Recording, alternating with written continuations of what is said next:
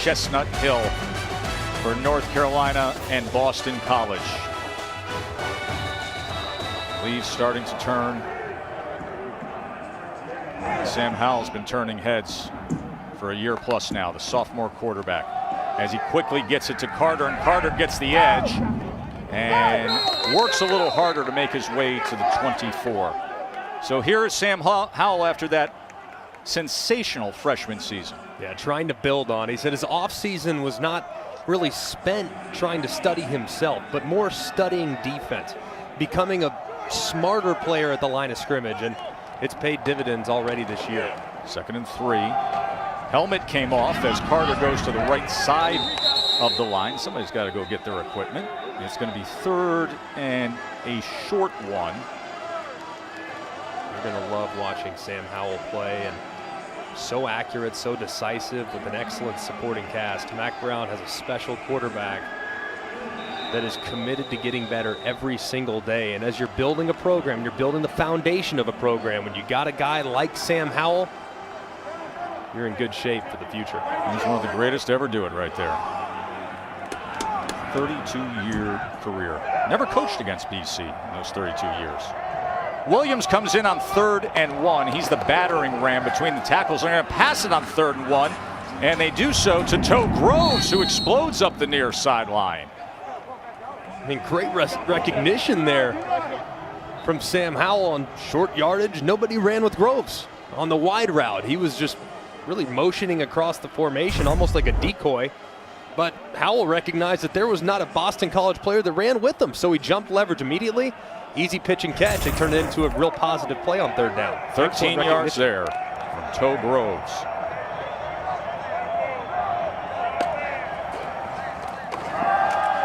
Williams this time nowhere to go, as he was taken down right away by Max Richardson. Max Roberts also involved there. Richardson, the heart and soul leader of this Eagles defense for head coach Jeff Hafley. Season number 1 after last year. He became sort of the buzz assistant coach in the game when he was leading the defense at Ohio State.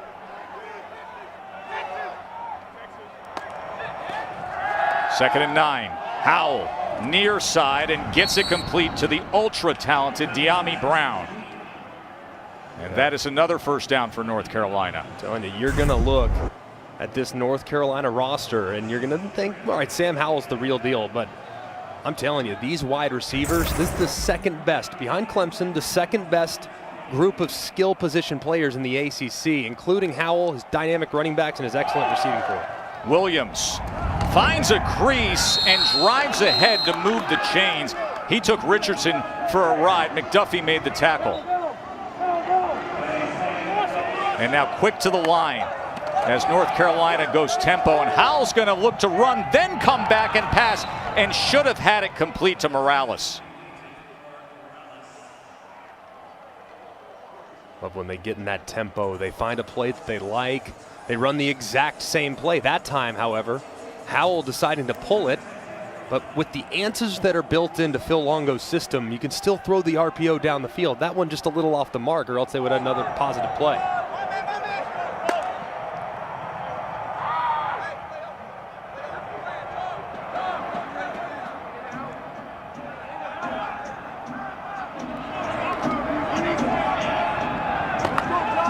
Second and 10. Howell, pressure in his face, and he's going to be ridden down. And that was big Marcus Valdez with the sack of Sam Howell.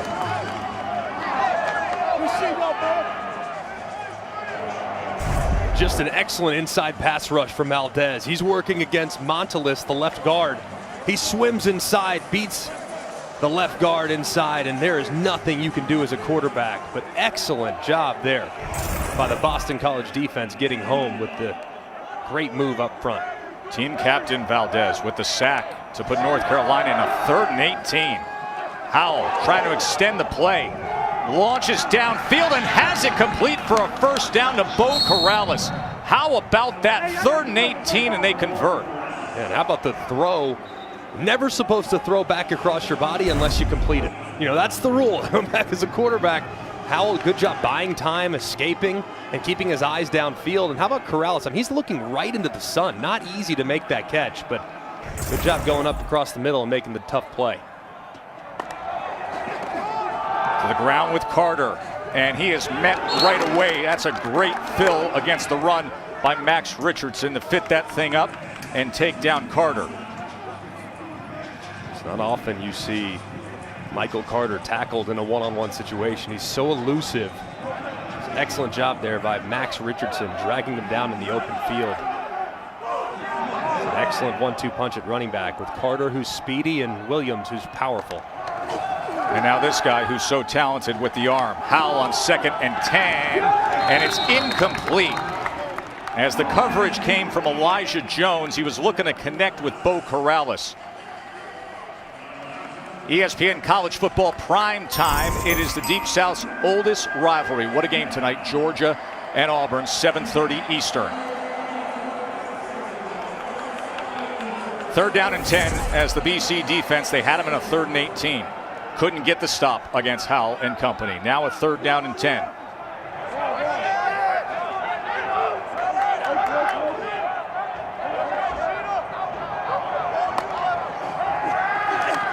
Howell, plenty of time, and he gets it complete, and into the end zone goes Brown. Joffrey Brown, the younger brother of Diami, with the touchdown for the Heels.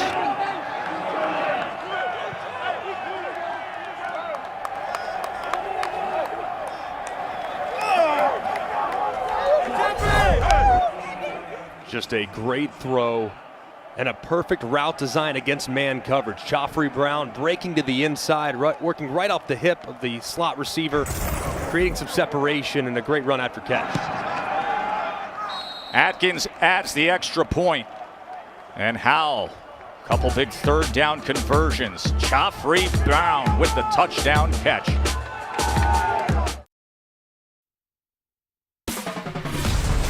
College football on ABC is presented by PlayStation 5. Play has no limits. You know, 2 of the great college towns represented. You ever drink from the old well? First day of classes, they say you do that, you get a 4-0. And then we got the Eagles up here in Chestnut Hill. Now, I know you've done that, jogged around the Resi. I hit the Resi a couple times the last few days. I logged some hours on out around Chestnut Hill. I feel like I know it better than anyone on our crew except for you, Joe. I mean, it's pretty amazing. What a beautiful place. My first trip up here, and it is really, really special. I'll tell you who was special was Sam Howell on that last drive when North Carolina was 3 for 3 on 3rd downs. And the 24-yard touchdown to Brown, 7-0 Tar Heels.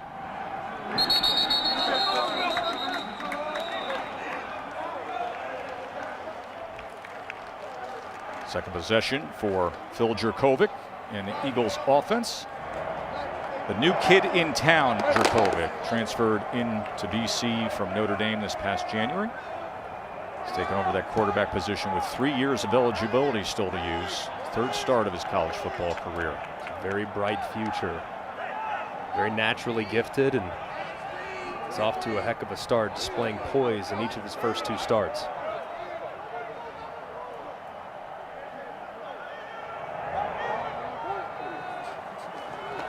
Jurkovec with time, cross field, and able to get it complete, and that is Jalen Gill. Let's check in with Paul. You know, Joe, so much excitement around Phil Jurkovec in the 2018 class when he signed with Notre Dame. He's one of the best quarterbacks in the country, alongside Clemson's Trevor Lawrence, Justin Fields from Ohio State. Notre Dame found their guy, and BC is excited. And I'll just add one more thing. He's listed at 225. No way he's 225. This guy looks like a tight end from the sideline. Completely agree. Runs like a 2. So 12 yards to Jalen Gill, who was a big recruit himself and started his career at Ohio State. And now Jurkovec near side, and going down for it was Zay Flowers, but they say it's incomplete.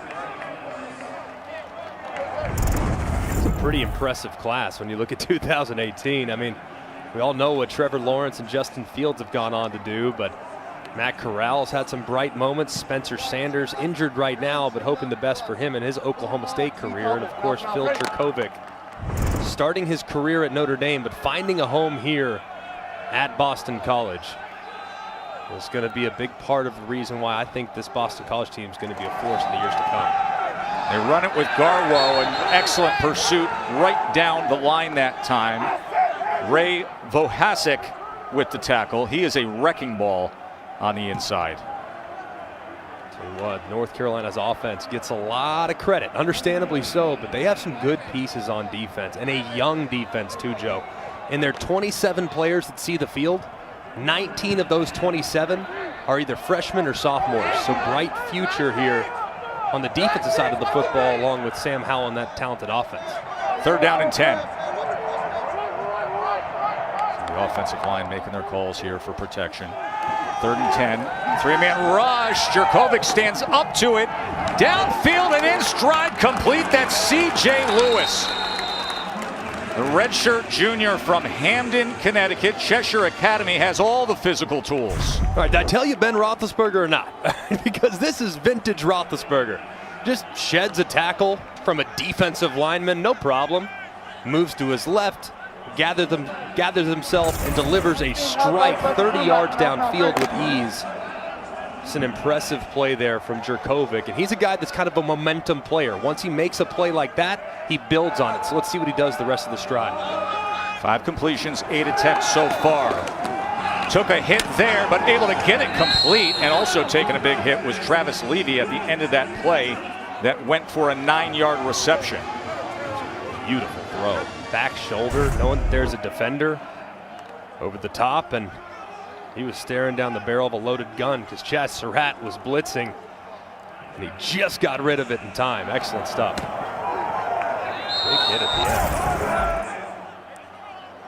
2nd and 1, and the big David Bailey comes in as the Eagles running back.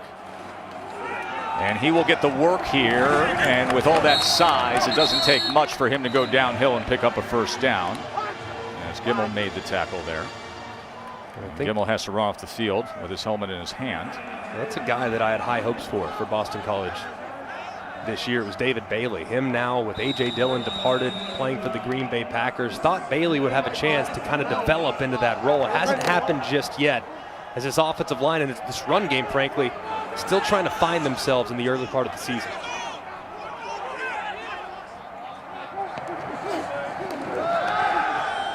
Jurkovec off the boot, and once again unable to connect with Flowers on a similar play they had on their first possession.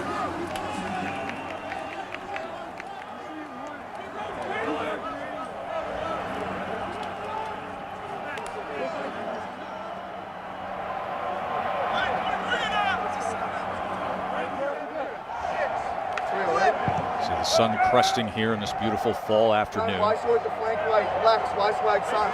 7-play drive for BC. Fanless atmosphere because of the state and local government regulations in the midst of the COVID pandemic. Jurkovec stays alive again into the hands of Levy, who wiggles his way inside the 20-yard line. It'll set up 3rd down and about 8. Tell you what, as the game goes along, right now North Carolina and their defensive coordinator Jay Bateman, they have a feel for the protections because they have had numerous unblocked rushers heading straight for Phil Jurkovec. So they're going to have to make an adjustment offensively here in the next couple drives because they cannot continue to get overloaded. That leads to problems, and right now, not being able to move the football the way they could. 3rd down and 6. Here comes some pressure. Jurkovec lofts it and it's incomplete after the big hit on Hunter Long. That was Trey Morrison coming in on the All-American candidate Hunter Long, and he is in pain on the turf. And that is BC's best offensive weapon right now that the trainers are running out to see.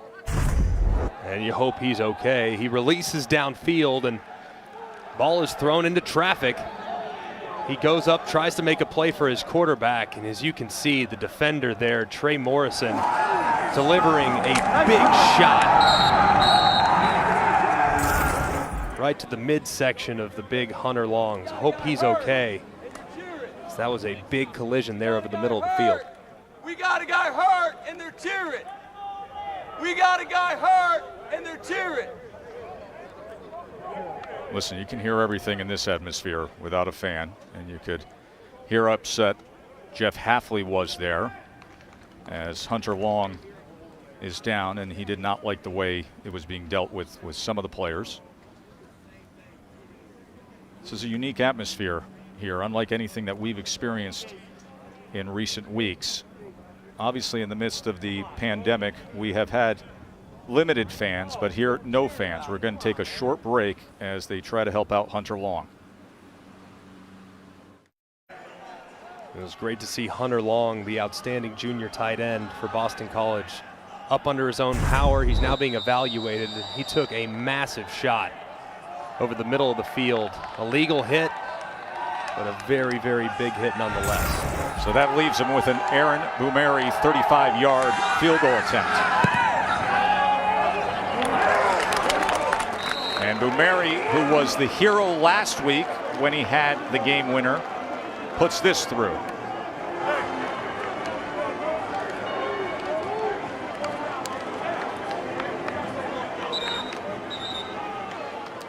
So after that 10-play drive where Hunter Long took a big hit on the third down, Boumeri able to connect on the 35-yarder.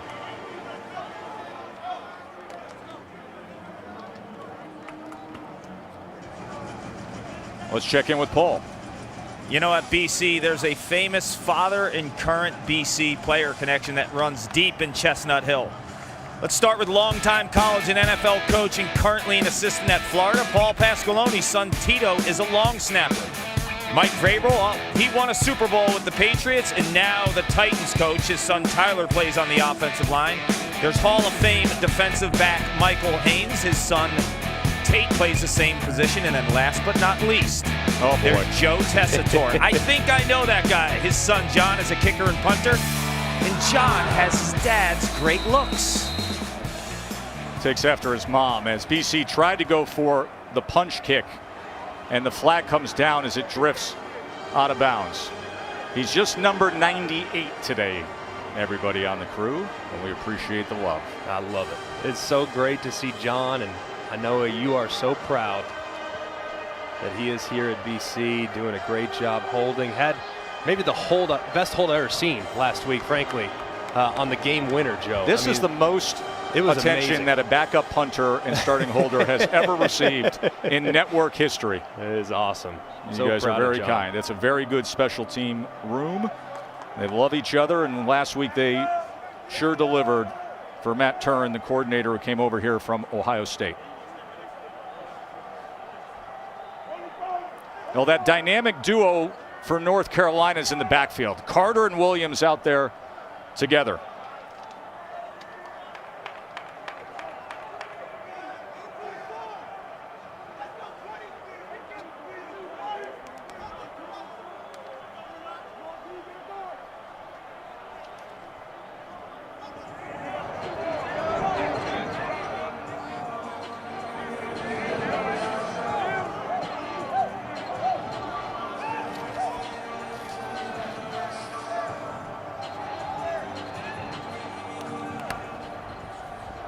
There are 2 fouls on the play. Offside on the kicking team, number 4. That penalty is declined. Free kick out of bounds on the kicking team. 5 yards will be added to where the ball went out of bounds, and it'll be their ball, 1st and 10.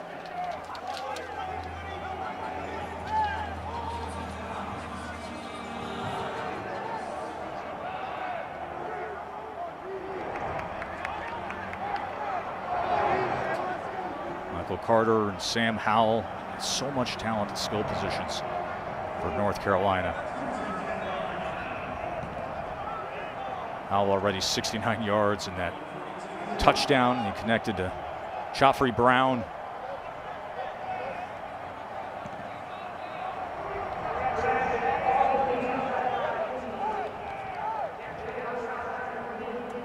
From where the dead ball belonged to North Carolina. For those of us, the yards will be the same. Will for be those 5 of you yards watching added. us It'll be right North now, Carolina's ball, 1st down. we want to let you know that we will be changing networks and headed over to ABC for the remainder of the afternoon.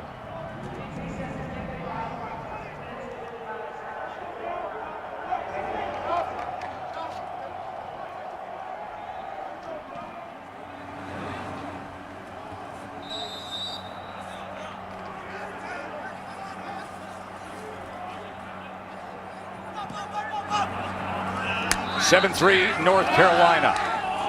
Has a quick strike to De'Ami Brown, and De'Ami Brown with a chunk play for the Tar Heels. Glad you're with us today from here on a beautiful fall day in Chestnut Hill. Joe Tessitore and Greg McElroy high atop an empty Alumni Stadium with the state and local government regulations not allowing for any fans here on this crisp autumn day. Sam Howell, one of the best young quarterbacks in college football, to the end zone and off the hands of Brown.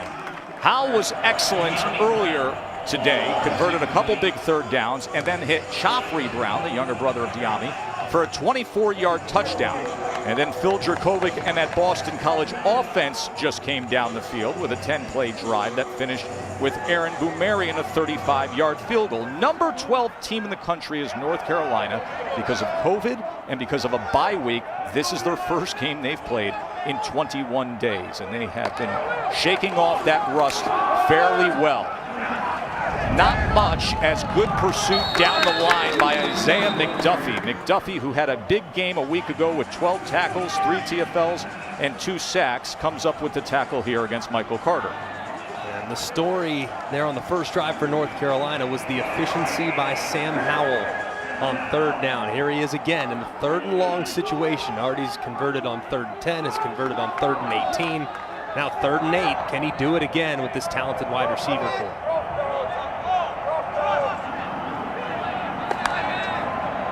BC showing pressure with Richardson in that A gap before he backs off. 3rd down and 8. 3 for 3 on 3rd down so far. All the Heels, and Howell's going to tuck, run, get it, and more. It's going to be 1st and goal, North Carolina. Mike Palmer finally tracked him down. Excellent recognition from Sam Howell. Man coverage with pressure. And as soon as that pass rush loses phase and he sees an opening, the quarterback run. Who's guarding the quarterback? There's nobody. So he takes off, and you see Sam Howell really worked on his body to become a better runner this year. Converts on a nice 3rd and long. Taking that nutrition seriously, it's paying off. And now here's Carter, and Carter trying to reach out for the goal line. Ball came out at the end, but he should be marked down at about the 1-yard line. As Jones tried to make a play for that loose ball, but Carter reaching out, and it was the ground that caused it. Take a look at it here as Carter's going to the ground. You see him extend, and clearly that hip on the ground, that arm is really, the arm's contact with the ground is really what dislodges the football. Dangerous play there from Carter, but clearly down. And a good job by the official with the spot.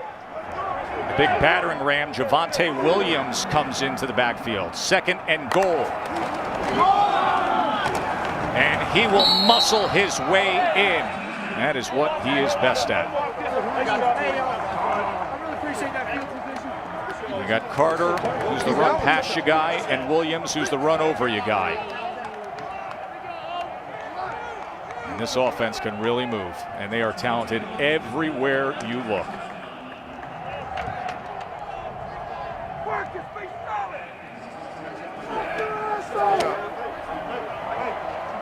Three touchdowns second half last week against Syracuse, and adds to it here today. 14-3 for the number 12 team in the country on a beautiful fall day from Chestnut Hill.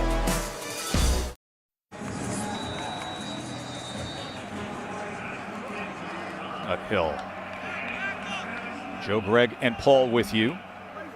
14-3 North Carolina after Javonte Williams just had the touchdown run. Javonte Williams, who was his high school valedictorian from Wallace, North Carolina.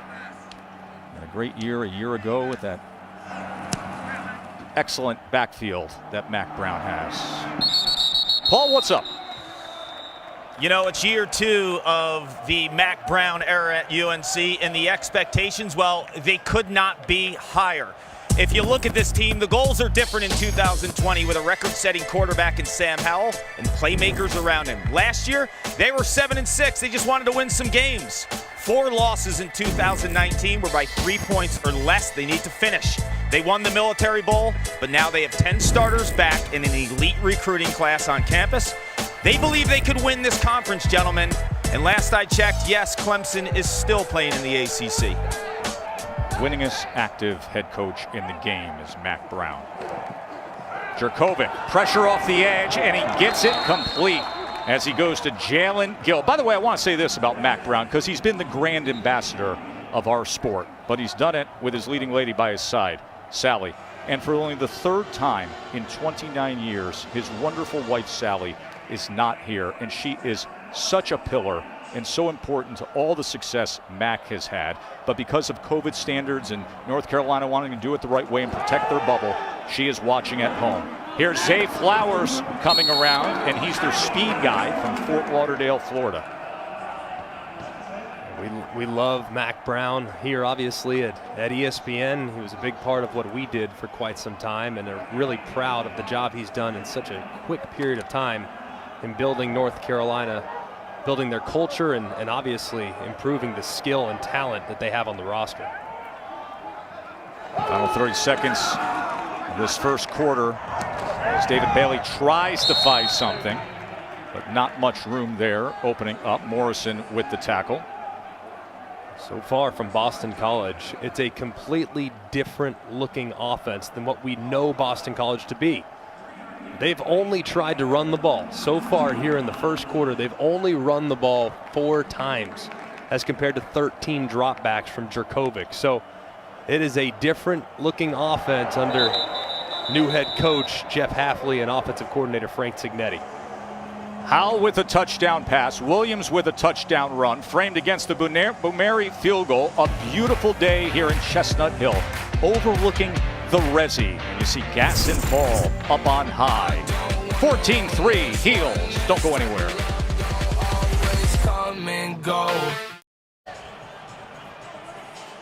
What do we got there? Paul Revere, Sam Adams, and Baldwin masked up.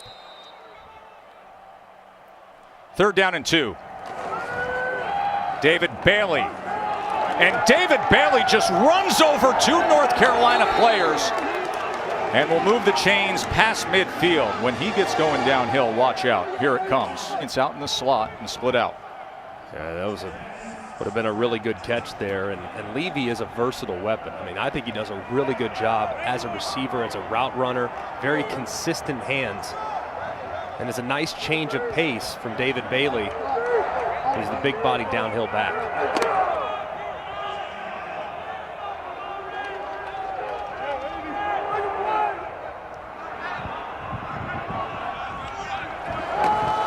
Second and 10, Bailey. And Bailey will make his way down to just inside the 10-yard line. He 3rd and a long 4 from there. Fox had the tackle on David Bailey. It's really early in this game, Tess, but if I'm Boston College and I gain 4 yards here, I'm going for it. Even if I gain 3, I'm going for it, because field goals are not going to beat North Carolina. Their offense is just too good.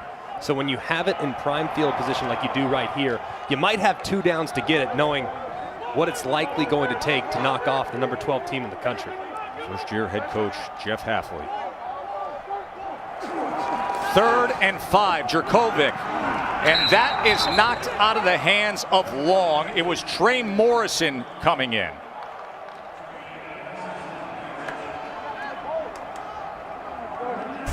Very uncharacteristic drop there by Long. As you see, he sits up right in the zone. I mean, well-thrown football on time, and that's one that Long will catch 99 times out of 100. Unfortunately there, though, doesn't help his offense at all, and they're going to have to settle for 3. So Bumeri trots on there for the 27-yard field goal attempt. And he has his 2nd of the day. BC cuts it to an 8-point margin, but will field goals get it done today?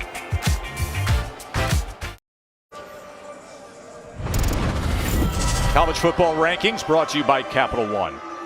And you look at those idle teams as the Penn State Nittany Lions and the Ohio State Buckeyes find their way back into the top 10 after being unranked for a couple weeks, of course, tongue-in-cheek. But we're really going to be treated to an excellent game tonight on ESPN at 7:30 as the Georgia Bulldogs welcome the number 7 ranked Auburn Tigers to town. Looking forward to that game. Danny Longman's kickoff fielded by Michael Carter is going to be waived for it for the fair catch. Let's check in with Kevin.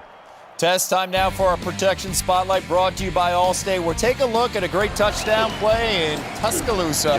Number 2 Alabama providing the protection for Mac Jones and John Mechie. 78 yards. Jones 5 for 5 so far. Bama up 14-7 over Texas A&M. Tess, back to you.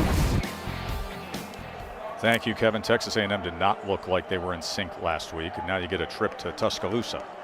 Yeah, I think that may be a case of the look-ahead flu. What do you think? I mean, Could be. With all due respect to Vanderbilt, when you see Bama on the schedule week 2, it's understandable that maybe they didn't have their full attention on the Commodores last week. So it'll be interesting. This Bama team, they looked outstanding there last week against Missouri. So Sam Howell with his feet planted in the end zone. We'll give to Williams, and Williams is stacked up, gets a few more yards, but he had big Isaiah McDuffie wrapping around him with T.J. Ram. Speaking of Alabama, T.J. Ram, one of the rare players who grew up in the heart of the SEC but came north to play here at BC. He's the son of a former Crimson Tide defensive lineman, Thomas Ram. Remember, Georgia and Auburn tonight, number 4 and number 7, 7:30 Eastern on ESPN. Can't wait to see that one.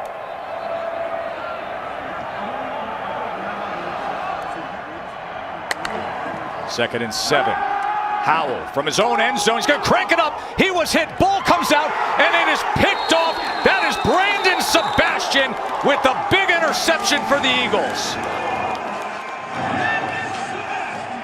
Brandon Sebastian with the big play for BC. And just an excellent rush off the right side. They beat the running back there in protection as Williams was trying to pick it up, and Muse gets the hit on Howell, deflecting the ball way up in the air. And how about the job, too, defensively by Sebastian, high-pointing that football and reeling it in. Excellent job by BC's defense, taking advantage of the rush there against the running back for North Carolina. So Sebastian with the pickoff, and now BC with a chance to cash as this thing is served up for them. First and goal. Jurkovec to the end zone. Incomplete. He was trying to connect with Zay Flowers. You know, Brandon Sebastian, who had that interception, he's a fine young man. He's got a bracelet honoring his late brother Jordan, who's a beloved former player, young coach at the Hopkins School back home in Connecticut, who lost a battle with colon cancer at only 24 years old. And he looks at that bracelet throughout the game and says, Jordan strong and dominate the day. Just a sad story there, but a beautiful tribute there from Sebastian, wearing that, thinking about it all the time and constantly touching it for luck throughout the course of the game. Second and goal. Jurkovec with time. Incomplete, looking for C.J. Lewis. So he'll be sitting on a third and goal. Well, there he is after the interception. What's the first thing he does? He touches that bracelet. Honor his brother Jordan.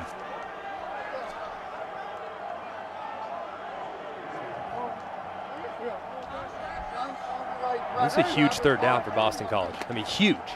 And you got to look in the direction of your tight end, who's lined up, attached to the line of scrimmage. Big body down here. He's got to be your go-to guy. Third and goal. Touchdown, Eagles. David Bailey leaking out of the backfield. Smartly done by Jurkovec and offensive coordinator Frank Signetti. And just like that, the interception is cashed in. It's just a great call. You see internal pressure looking like it, but instead, internally, Jeremiah Gemmel, number 44 for North Carolina, he's actually in man coverage. It's an excellent job by Jurkovec, recognizing that that was a bluff in the middle, and them coming off the edge, him hitting the hot route to Bailey for the touchdown. Just beautiful design as a blitz answer there in the red zone for the Eagles. Now, as they are wont to do, Tessitore was in the shotgun there for a moment, thinking about a two-point conversion before they bring them back in. So instead of going for the tie, they're going to tack on one. And a big play from the defense. Jamin Muse got in on Howe. Sebastian had the pickoff, and then into the end zone went Bailey from Jerkovic. And we got a gain at the Pirates.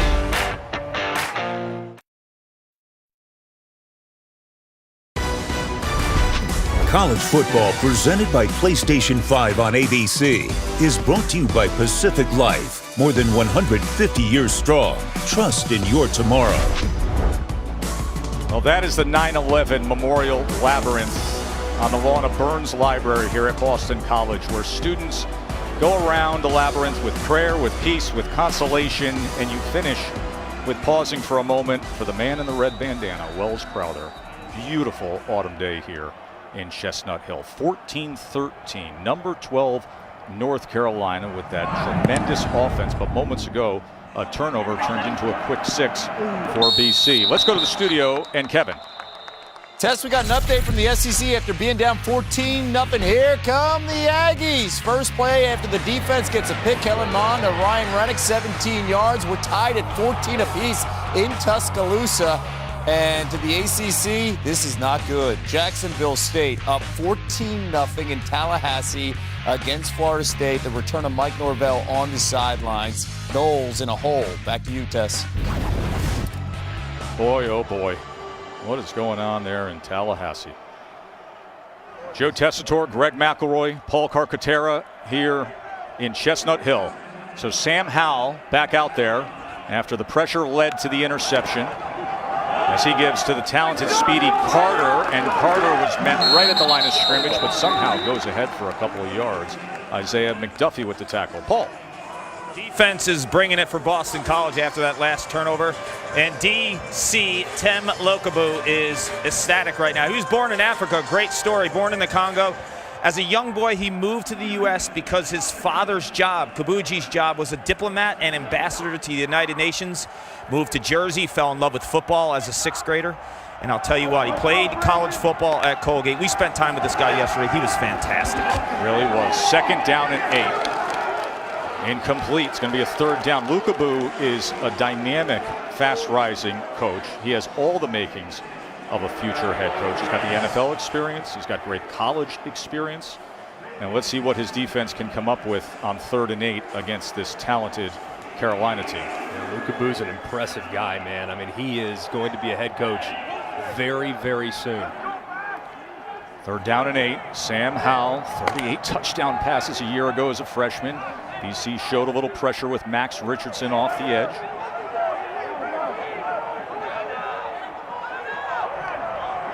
Excellent receiving tandem for North Carolina. Here's Richardson coming in on Howell. Howell's going to tuck, run, try to get to the outside. And with that big body, he's able to go and lean forward against Josh DeBerry. And with that, he's going to move the chains. 6'1", 225, and as he said, much more confident with his legs now this year. Yeah, you said big body, not as big. He actually lost 8 pounds from last year. Talking to him, he said, man, when I got to college, I was a freshman, I thought I needed the extra weight because I thought it'd protect me a little bit better. I'd be able to endure the season. But no, he realized that speed was actually more important. He leaned up his body. He really focused on his diet and flexibility, and now expects to contribute an awful lot more with his legs here in 2020. Here's Williams, Javonte Williams, as he gets past Richardson to the outside.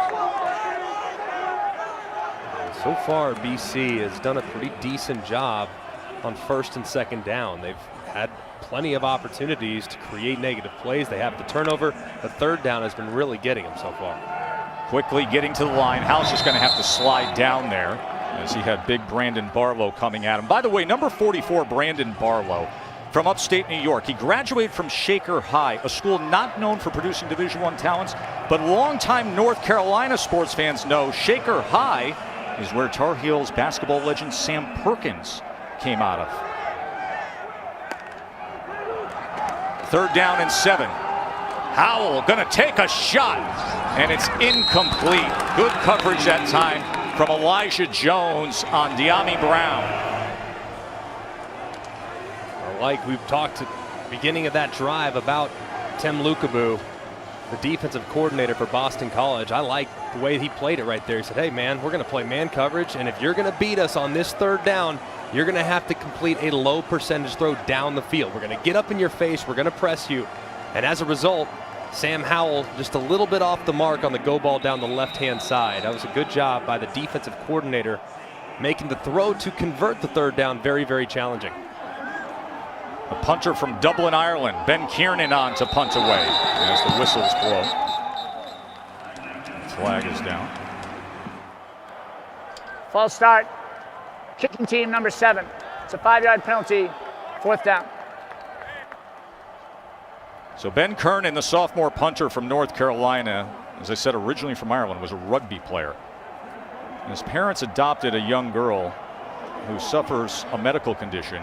So with that, they wanted to move to the Raleigh, North Carolina area. And there in high school, he took up American football. The rest is history. Here he is, big time in the ACC. Zay Flowers is the return man for the Eagles.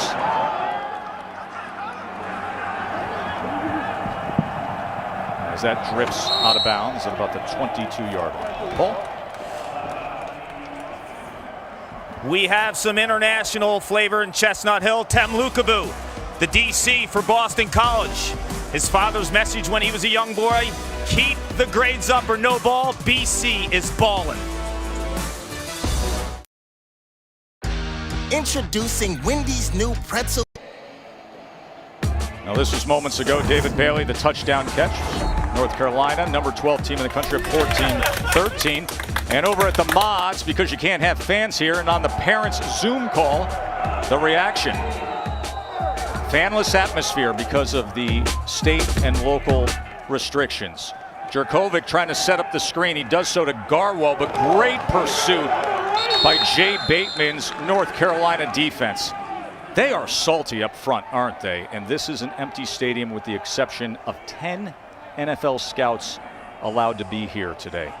Listen, we've been in arenas and stadiums where you've had partial crowds, right? We had nearly 20,000 down at Florida State. Ole Miss, we had about 16,000. This is far different here. It is really different.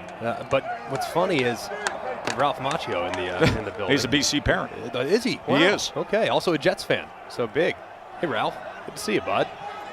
But it really is. It's different, but it's the new normal, and kids are still playing hard. 2nd and 15. Flowers on the screen, and Flowers somehow slithers his way ahead to the 27-yard line. Chaz Surratt with the tackle. Last year's runner-up for ACC Defensive Player of the Year. I really like Chaz Surratt. Everyone seems to know the story. You don't often see the quarterback to linebacker move, but that's exactly what he did. And as a result of his experience playing quarterback, he has a great understanding of how offenses try to attack you, which has led to his excellence at the linebacker spot these last couple years for the Heels. I had a great visit with him yesterday. His football IQ is off the charts. 3rd down and 9 as the whistles blow as Jurkovic was taking his drop, and there's going to be some movement on the BC front. False start. Offense, number 4. It's a 5-yard penalty, 3rd down. So BC will be in a 3rd and 14 hole.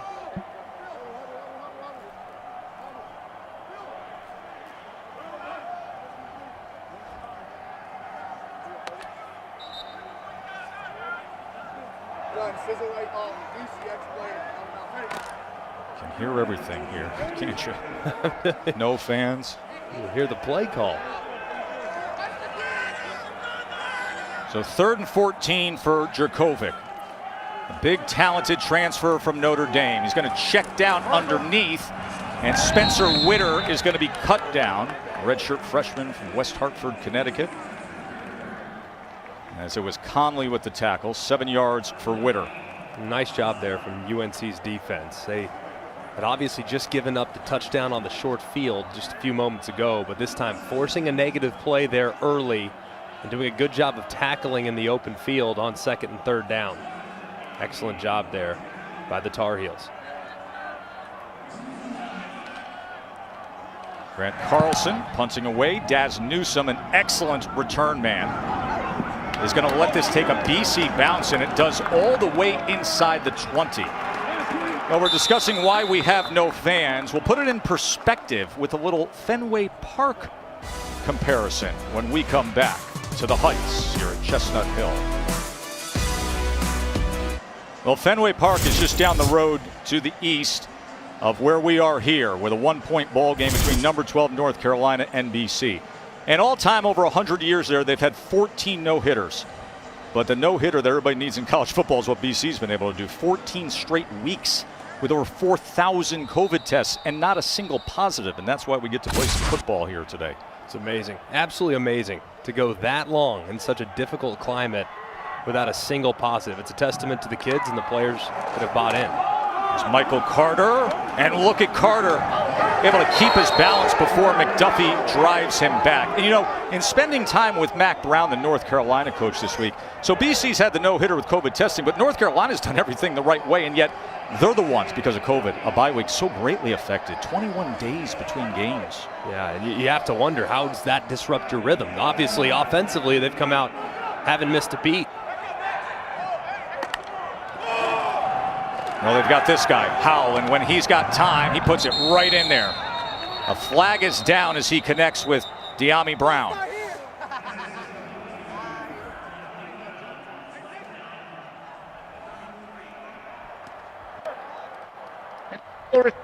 Field, offense number 63. It's a 5-yard penalty, second down. You know, Joe, your son John's a redshirt sophomore on the team, and you've lived through this no-hitter. Yep. I'd like to hear from a father's perspective what it was like to have a son on the team who's gone through this and been so successful. Well, it's not just our family story. It's every parent in college football, watching all these young men sacrifice really since being sent home in March, of working out at home, of finding anything to lift, to squat, of then coming up here and not being able to see family and friends or go home for the weekend just to stay in these bubbles. So give credit to the Carolina players, the BC players, all of them who have had to sacrifice so much just to play the sport they love. 2nd and 6 and nothing happening there for Carter. And the one thing I'll say is simply this. During all the talk of should they play, shouldn't they play, if you talk to the kids, they wanted to play, and they wanted to do it safely, and they wanted to do it the right way, and these two teams have done that. Yeah, it required tremendous accountability within the locker room and within the coaching staff. I mean, it's really been amazing, and the reward has been playing and representing your school and your state and trying to bring a lot of positivity to the world. So it's been a lot of fun to be a part of these last few weeks. 3rd down and 6. Howell. A little bit of pressure, but look at his escapability, and then leaps ahead for a first down. Let's go to the studio and Kevin. As we saw Texas A&M tied up, Alabama responding. Najee Harris, 2nd touchdown of the game, 5 touchdowns in 6 quarters so far this season, 21-14. Bama in the 2nd. Back to you guys. Okay, so Harris with a couple of touchdowns. Jones had a big touchdown pass for Bama as well.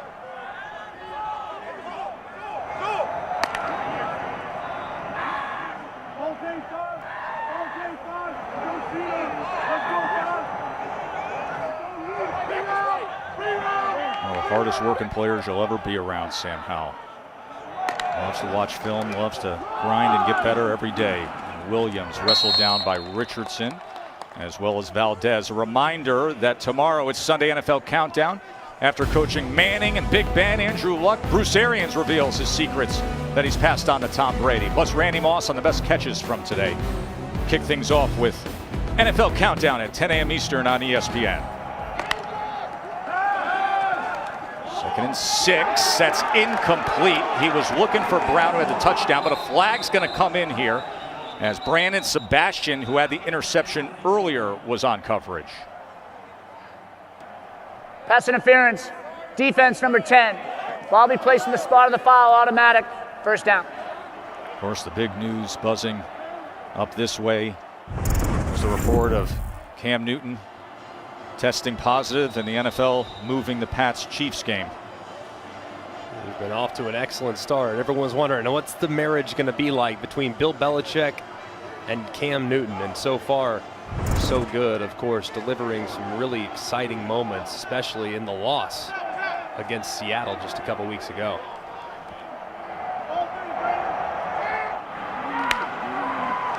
Howell swings it to Williams. And Williams able to get the corner past midfield before he's finally tracked down by McDuffie.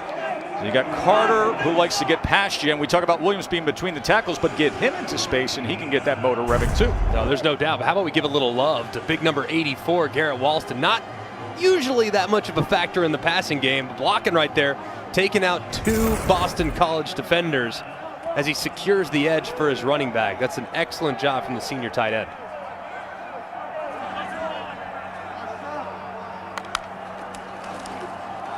Williams finds a nice hole and then is able to get past DeBerry and take him for a ride, and a flag is down. Check on that. 3.5 minutes to go here in this first half. Personal foul, illegal chop block, offense, number 72 and number 63. It's a 15-yard penalty, first down. Awesome Richards is big number 72, the left tackle from Haverford School outside of Philadelphia.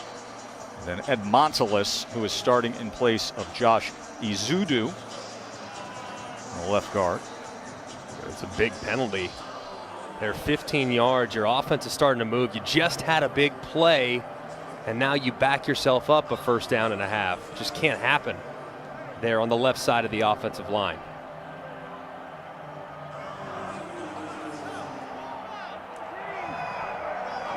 Sam Howell here, you just think, hey, I gotta get half of it back here on 1st down and try to get back on schedule on 3rd. They got game breakers all over the place in this Carolina offense. Here's one of them, Carter. And Carter, look at him go. And just like that, Carter turns on the speed down the sideline and makes it to the 35-yard line. This is an awesome job by pick number 84 yet again. Walston delivered the blow earlier, and how about 2 on the outside, the wide receiver. Looked like it was Corrales that did a really good job of securing the edge for a couple extra yards there by Carter. 23 yards on 1st and 25, and now this, taking a shot, but overthrowing De'Ami Brown. De'Ami Brown, who had 9 downfield touchdown catches last year. That was the 2nd most in all of major college football. He's the deep threat. I love that idea, too, by Phil Longo. Hey, it's 2nd and short. Likely going to be able to pick it up on 3rd down with how our offense operates. Let's take a shot downfield. And De'Ami Brown was on top of the defender. I thought Howell was just a little bit late on that throw. If he gets it up and down, that's a touchdown. 3rd and 2. They're going to shift to a tight formation under center. And Williams, with all that blocking in front, will have the 1st down for the Tar Heels.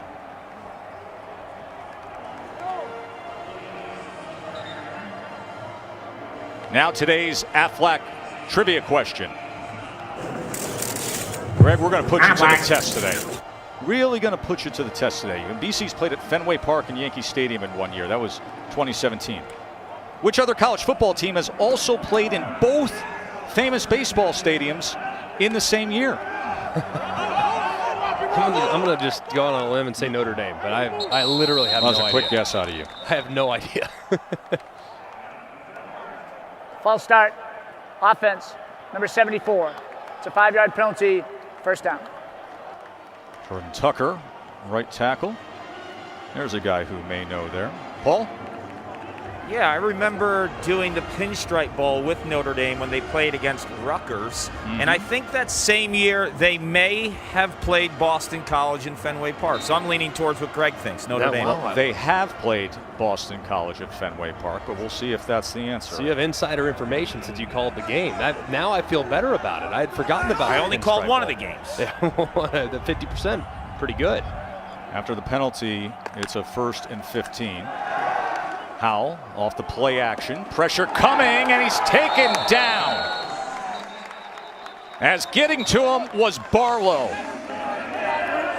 Barlow, who was dealing with a turf toe in camp, but's been a 4-year steady contributor, comes up with a huge play for Lukabu's defense. Yeah, and he just goes right around Richards on the left-hand side. A good job, too, there by big number 99, TJ Ram, forcing the movement. That was a coverage sack, though. Sam Howell's got to get that ball out. Can't stand back there that long and expect the O-line to hold up. 2nd and 20. Howell, look at the time he has here. But he can't find anything downfield. And then in stride he does, and it's Williams. What a play. Howell Williams, touchdown, as Howell was right up against the line of scrimmage and threw it.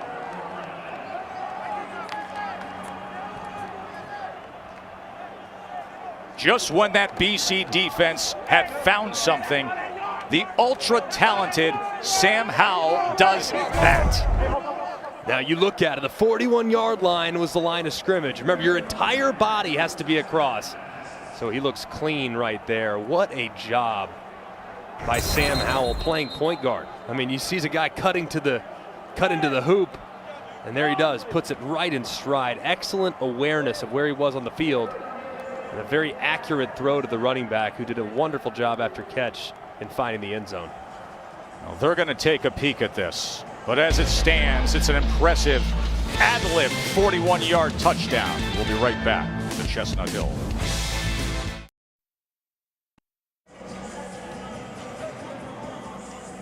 Now, the ruling on the field is Sam Howell did not cross the line entirely. A 41-yard touchdown to Javonte Williams. This should be confirmed. You can see 41-yard line is the line of scrimmage. Yes, the left foot goes over, but that's not a problem. The entire body of the thrower has to cross the line of scrimmage for it to be an illegal forward pass. And clearly you can see his right foot, really the whole right side of his body, is well behind the line of scrimmage. He is so impressive, isn't he, Hal? It's a great play. Young guy in the game. You know, and you consider, listen, he's in the conference that has Trevor Lawrence. After further review, the quarterback's body was not completely beyond the original line of scrimmage. Therefore, the ruling on the field stands, and it will be a touchdown. You know, sitting there in a conference with Trevor Lawrence, and still, you know, he gets accolades and honors and the buzz, and you can see where it's all headed with Sam Howell. He's so impressive as a freshman with the 38 touchdown passes and what he was able to do late in games with 12 fourth quarter touchdown passes. And here he dazzles again after they were in a hole and the defense was coming after them, extending the play and finding Williams for a 41-yard score. Number 12, North Carolina and BC in a good one here in Chestnut Hill. 21-13 Heels. Joe, Greg, and Paul back with you here in Chestnut Hill. 21-13 North Carolina. The Aflac trivia question we put forth. Aflac. A unique one. In fact, that BC has played both at Fenway and Yankee Stadium in a single season. We said, what other college football team has done that? Played in the two famous baseball parks in the same year? You guys said Notre Dame.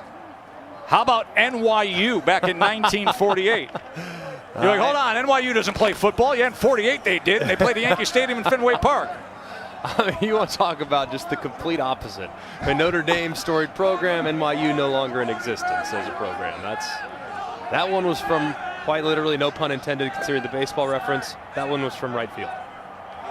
Here we go, 3 timeouts remaining and 69 seconds for Dracovic. As coming back for the ball that time and getting it complete with Zay Flowers. Last week, Dracovic did a great job in the 2-minute operation. It's almost as if he's just playing at that point. No more thinking, just drop back, be an athlete, and throw the ball accurately. He's very comfortable in this type of situations. They try to steal some points. 15 yards on that last toss.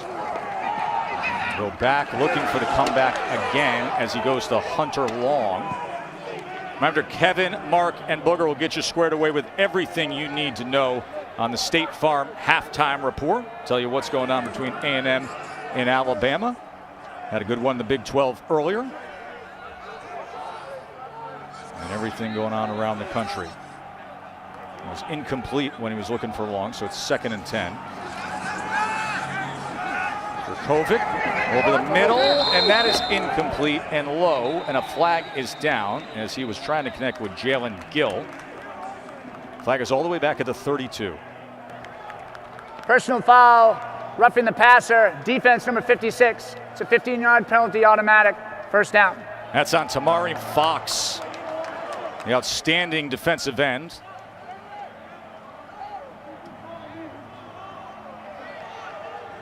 Bad penalty. It is. That's going to march BC cross midfield. 41 seconds, 3 timeouts to work with. Eagles trying to come up with something here in response, setting up the screen now. Garwo, can he get around the edge? Has good pursuit that time by the big 300-pounder Vohasek. 35 seconds remain, still the 3 timeouts. Still plenty of time, and you, of course, know that with those 3 timeouts, you can work the middle of the field, no problem whatsoever. You know, at the bare minimum, you can spend 2 of those timeouts. The last one's for your special teams unit. So any sack, any negative play, you fire one of those timeouts quickly, but you got to still be really smart getting the ball out of your hands if you're Jurkovec. Jurkovec quickly to Long. This is what they did last week, 2 times to come from behind and win here at home, and that can be a confidence builder, the experience of having done it. 30 seconds remain. It'll be 3rd down and 3.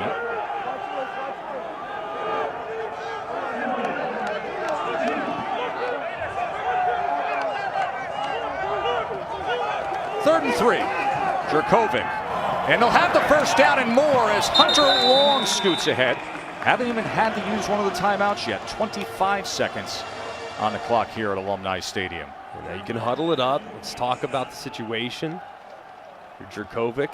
This is a time when I'm thinking, hey, I want to try to push one down the field. I have plenty of time. Of course, my field goal kicker is very comfortable from this distance. So this is where you try to start thinking, hey, maybe we can steal 6 as opposed to 3.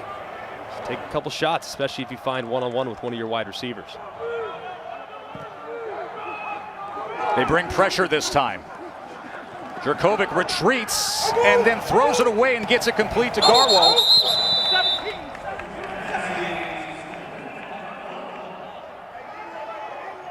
17 seconds. 4 yards there. Surprised they're not trying to work the middle of the field. I mean, with those timeouts, everything's been to the boundary. Undoubtedly. So I feel like that's the luxury with the timeouts. Yeah, it opens up the entire field to try to work the middle of the field. That's where you might find a big play, and haven't really opted to do that so far. Chaz Surratt, incredible performance a year ago and is off to a good start this year. Stalking linebacker for North Carolina. 2nd and 6. Jurkovec.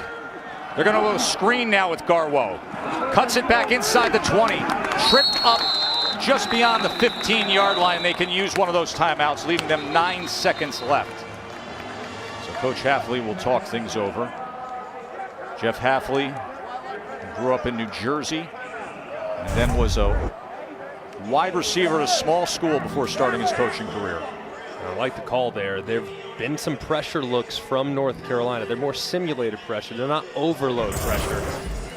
What beats pressure? Screens. So I like the idea there. Hey, let's get a running back in open space with a couple blockers, and maybe he makes a guy miss for a big play. He made the comment not long ago about letting Jurkovec just go out there and play. New quarterback comes to a new team, new staff. Those first few weeks, communication, you can play tight, but I think he's at his best when he just does this. Yeah, I mean, just go. And it's so funny, you watch young guys too that just have remarkable gifts. 1st and 2nd down, they struggle, but for whatever reason on 3rd down, they become excellent. Same situational awareness with 2 minutes, and that's clearly where Jurkovec is at his best and is showing it again this week. Only 9 ticks of the clock to work with to the end zone, and that was beyond Hunter Long. It leaves them 5 seconds. Oh man, this is one that Jurkovec's going to probably lose a little sleep over throughout the next 7 days. I mean, he had Long open, working against a linebacker with a split safety look.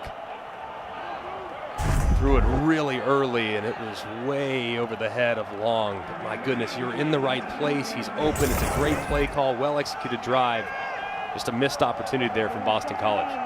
So Boumeri comes on for the field goal attempt, 30-yard attempt. 2 for 2 on the day. Off the upright and banks in. Well, he's good, but it's good to be lucky. Boumeri, bank shot. And that'll finish off an entertaining first half as BC cuts it to 5. Hold, kick, and reaction. You'll take it any way you can get it, young man. 21-16. Number 12, North Carolina on top. State Farm halftime report after this message and a word from our ABC stations. College football on ESPN, presented by PlayStation 5. Beautiful day in Chestnut Hill as you're watching the ACC on ESPN. They're watching in the Moz, Party Central at Boston College.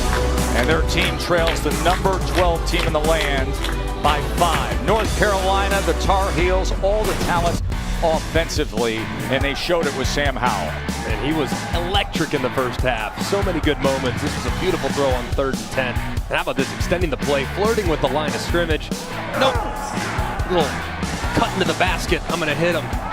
Beautiful executed play. This was the one low light, and if not for this interception for Sam Howell by Sebastian, this game could have very easily gotten out of hand in favor of the Tar Heels. So that was a huge play for Boston College to stay in it. Tough, though, when you're matching field goals against touchdowns, and Howell is 7 of 8 converting 3rd down. So what's the answer for the BC defense? Try to slow him down. Well, they've been getting negative plays. The thing is, some of those 3rd down conversions, one was on 3rd and 18. It's not like 1st and 2nd down efficiency hasn't been bad. It's actually been quite solid, but they have to find a way to make sure that those extended plays, when Howell moves in the pocket and buys a little extra time, the coverage has to be better, because that's where they've really turned good plays into great plays, and the big reason why they entered halftime with the lead.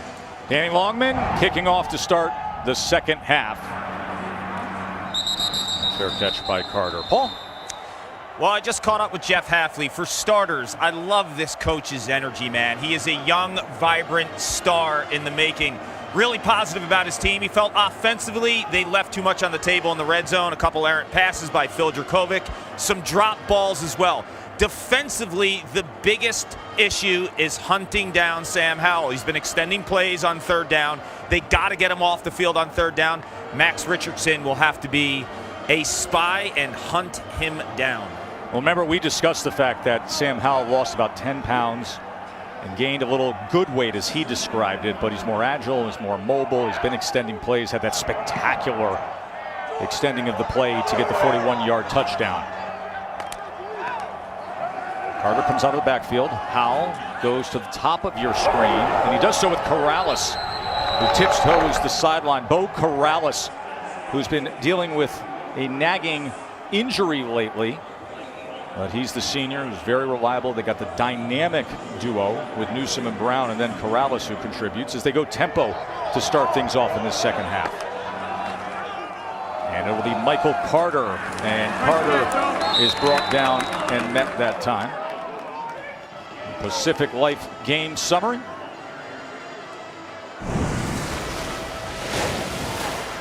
Howell came out early, connected with Brown for the touchdown. That one turnover was critical. Hughes came in, rushed Howell. Sebastian had the interception, and that led to the Bailey touchdown to make this a closer game. That and the red zone possessions that were field goals for Boston College. Well blocked, and look at Carter that time, taking Max Richardson for a ride. 5'8", 199 pounds, but that leg strength for 11 yards here from Michael Carter. Yeah, well done up front, too, by the right side of that offensive line, just condensing that defensive line. And I'll tell you what, man, these running backs, Carter and Williams, they are a really solid 1-2 punch that complement each other nicely. And this is coming off of a 21-day layoff, and here he goes again, just shredding the middle of that BC defense before Max Richardson finally got to him. You would expect them to continue trying to run that same exact play. It's the same play. And look at the right side of that offensive line, and more specifically, big old Jordan Tucker at right tackle, who's listed at 335, and I think that's generously light, as he does a really good job of securing the edge. 21-yard run from Carter. And Williams will get some work here. And Williams patiently waiting for a block and then spinning his way to the 22-yard line. Look at North Carolina. Look, Howell and these receivers get so much credit. But the way they run the football, the way they create balance, and they really put you in a conflict defensively because you have to respect their run game. They have big bodies on the offensive line that seem to get better as the game goes along. So we'll see whether or not Boston College can weather the storm here, as it looks like North Carolina's about to enter the red zone. Empty look on 2nd and 3. Howell is going to tuck and run, and then he's going to be driven back. That was Elijah Jones who was tracking him. Really physical player from Cardinal Hayes High School down in New York. This is the down, third down. It was such a struggle for Boston College in the early going. What does Sam Howell do? And will he be able to again extend the play by escaping the pocket? And it looks like Boston College is going to bring some pressure. Opening drive of the second half, and it's been taken with purpose by North Carolina. They've been delivering on third down all day long, 7 of 8. 3rd and 3 here. Howell looking to convert again. Pressure off the edge, and they get to him, and he stands up to it for the moment before. Now the ball's out. The ball is all the way out, back at midfield. What a play by the BC defense. Every which way there was an eagle on him.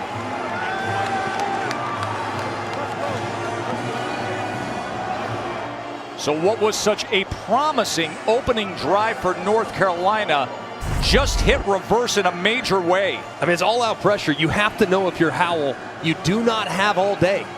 There's going to be an unblocked player. That unblocked player was Palmer. Howell tries to make something out of nothing, but I love the hustle here from Javonte Williams, number 25, the running back, who recovered the fumble. It looked as though Boston College had 4 defenders that were chasing that ball, and out comes 25 out of nowhere to save a lot of field position. That's great hustle there from the running back. Now punting is Kiernan. Gillen Gill, fair catch at the 15. Mike Palmer, a big play. Deion Jones, the starting safety, is out, but Palmer just stepped up as the flag is down at the 37-yard line. And I'll tell you, the way North Carolina was running the ball on that opening drive, looked like they were just coming right through BC. Holding, receiving team, number 10. Be a 10-yard penalty from the end of the kick. First down. Timeout. So BC will take over. Jurkovic and the Eagles offense back out there when we return to the Heights.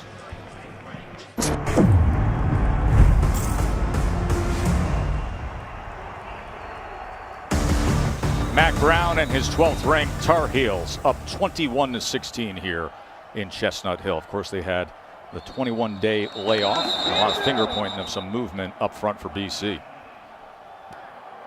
False start. Offense, number 81. Half the distance to the goal. First down.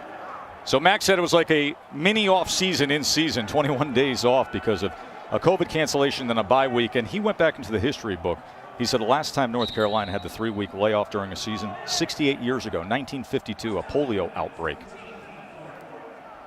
All-time great head coach and historian. No doubt. Mack Brown, right? It's almost like a bowl prep. I mean, it's been that long. It's almost as if it's like bowl season for North Carolina, and if history's any indicator, they played pretty well in a bowl game last year. Worst starting field position today for BC, and it just got worse. David Bailey tackled for a loss there. Kamen Rucker, who's an outstanding freshman, with the tackle. You know, Tim Cross, the defensive line coach, said of Kamen Rucker, he said, he's a rolling ball of butcher knives. A rolling ball of butcher knives. Is that a great description for a defensive end? That might be the best description I've ever heard. That is fantastic and appropriate because Rucker, along with so many other freshmen that are playing pivotal roles early in their career on defense for North Carolina, they're going to be a really good group here pretty soon. Jurkovic from his own end zone. And incomplete, and a flag is down. He was looking for Hunter Long, as he often does, the 11th time he's targeted him. Flag is back in the end zone. BC's got to be worried about this possibly being a holding. It was weird because Flowers was coming across the formation, trying to run into the flat, and North Carolina almost tackled him. It was kind of strange there as they were trying to work the naked. Could have pass interference here on North Carolina. See which way it goes. Holding. Defense, number 12. It's a 10-yard penalty. Remains third down. Because the holding took place behind the line of scrimmage, it does not include an automatic first down. And you see Flowers, number 4, working across. And then you can see just on the right side of your screen, just barely here on the right side of your screen, Flowers, the official's kind of in the way, but it was a tough play there, tough look. But all things considered, a big bailout there for BC, who is way deep in their own end to make it a more manageable second down situation. 2nd and 5. Jurkovic quickly gets it out and into the hands of Hunter Long.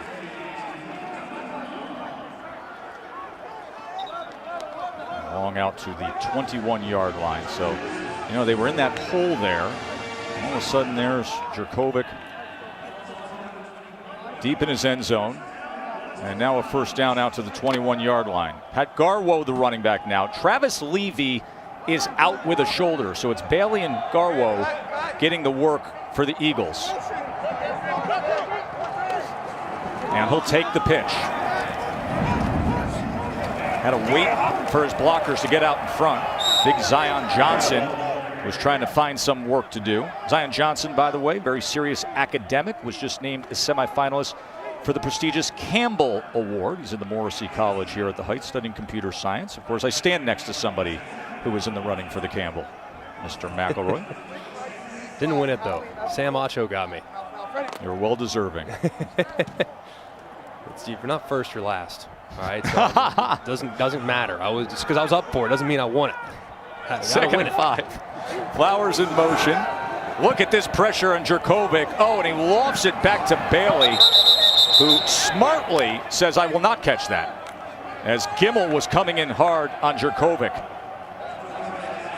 It was a good job there by Jurkovec, just living to play another down. And how about the blitz there by Gimmel, timing it perfectly, hitting it on the run, not falling victim to the play fake, going right after the quarterback and almost having a big sack, but the big body quarterback being just strong enough to get rid of the football to make sure that it stays third and medium. Keep an eye on big number 80. He's been their best weapon. He's lined up in the slot at the top. Now he's in motion, moving from left to right. One of the best tight ends in the country. And that could have been intercepted by McMichael. And thus the head shake. Kyler McMichael was just waiting on it. And they're trying to work Hunter Long, and the sophomore quarterback, Jurkovec, forgot about the fact that there's some defenders out there too. You gotta see out in front of who you're throwing to. So fortunate there that Kyler McMichael went and tried to dislodge the football as opposed to catching the football, because that one's pick six all day long if he's more aware. Grant Carlson on to punt away. Daz Newsome, who's a very dangerous return man, driven all the way back and then taken down with great coverage that time from Elijah Jones. So a field flipper from Grant Carlson, the punter from Texas. 5-point game here in Chestnut Hill. In for the Samsung QLED 4K Game of the Week. Oklahoma at Iowa State, tonight at 7:30 on ABC, available in 4K.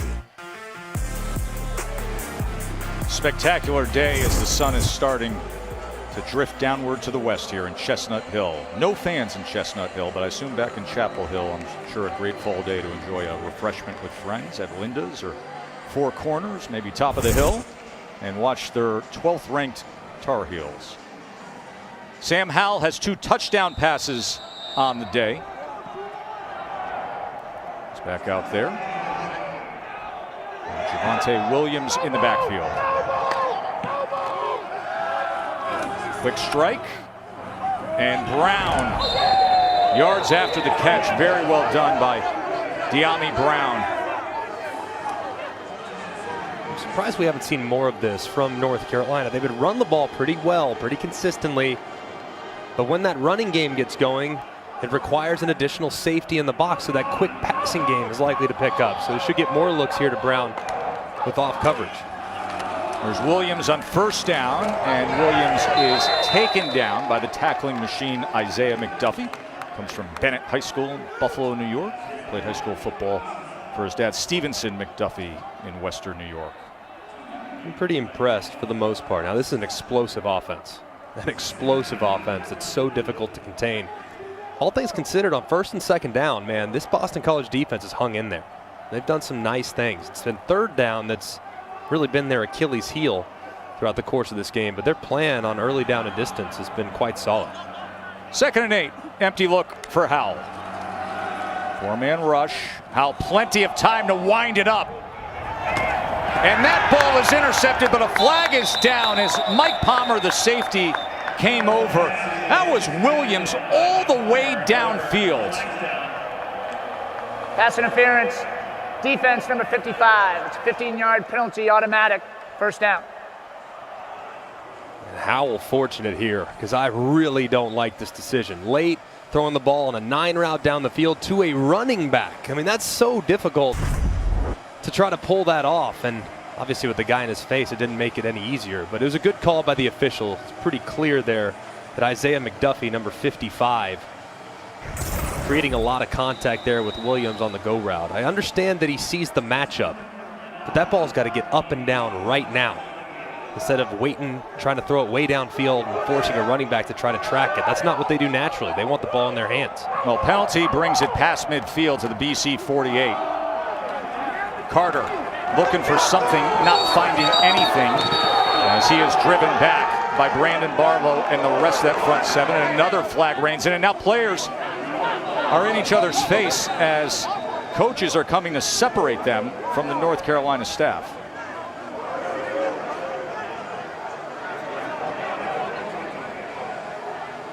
Look like some very fast graduate assistants running out there. I was going to say, some GAs. I don't think I've ever seen coaches on the field that quickly. Clearly they know their assignment. After the play, personal foul, unnecessary roughness, defense, number 55. 15-yard penalty, automatic, first down. And when you look at it, I mean, it's definitely, the whistle was blown, and they, I think, probably took it a little bit too far there after the whistle. And you can see McDuffie on consecutive penalties, back-to-back plays on one of their best defenders. Got to reel him in. If you're Jeff Hafley, talk to your guy. Redshirt junior veteran guy, but clearly playing with a little bit too much emotion right now as you see him slam him to the ground. So after the penalty, first down from the 33-yard line, and Carter struggles to get back to the line of scrimmage as he's thrown back again, and a penalty comes out again. So BC is playing with extreme emotion right now up front, and it's costing them. That was Max Roberts, the new kid in town, the transfer. After the play, personal foul, unnecessary roughness, defense, number 4. 15-yard penalty, automatic first down. And it's just unnecessary. I mean, I understand the emotions are hot, and normally if the emotions weren't hot, the official probably doesn't throw that flag. But given what's happened over the last couple snaps, obviously intensity and emotions are at a high at this point, so this is the official's job to police the game. I understand it's physical, but there you go. You got to talk to your guys, calm them down, allow them to relax, give them a play or two off, put them back in there, and make sure they capitalize on that emotion moving forward. North Carolina sitting there at the BC 18 already. Howell to the end zone. Incomplete. Jason Maitre had coverage on Josh Downs and denied him. Downs is a freshman who they're very high on. He is the nephew of Super Bowl champion Dre Bly, one of the great UNC players in all-time history, and their defensive backs coach. I like the idea there by Phil Longo and Sam Howell taking a shot. Look, you might be able to get one, couple penalties. Things are working in your favor. Take a shot downfield, just slightly underthrown though, and a little late from the quarterback. 2nd and 10.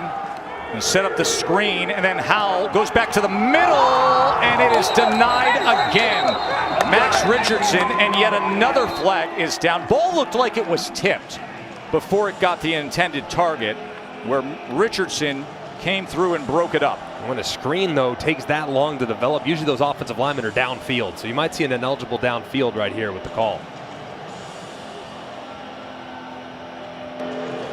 There is no foul for an ineligible receiver downfield as the ball was tipped at the line of scrimmage. It'll be 3rd down. Good job by the officials, of course. As soon as the ball is tipped, ineligible, not a factor. A good job waving off the penalty, but right there you see that screen. I mean, it takes forever. Those offensive linemen 10, 12 yards downfield in some cases.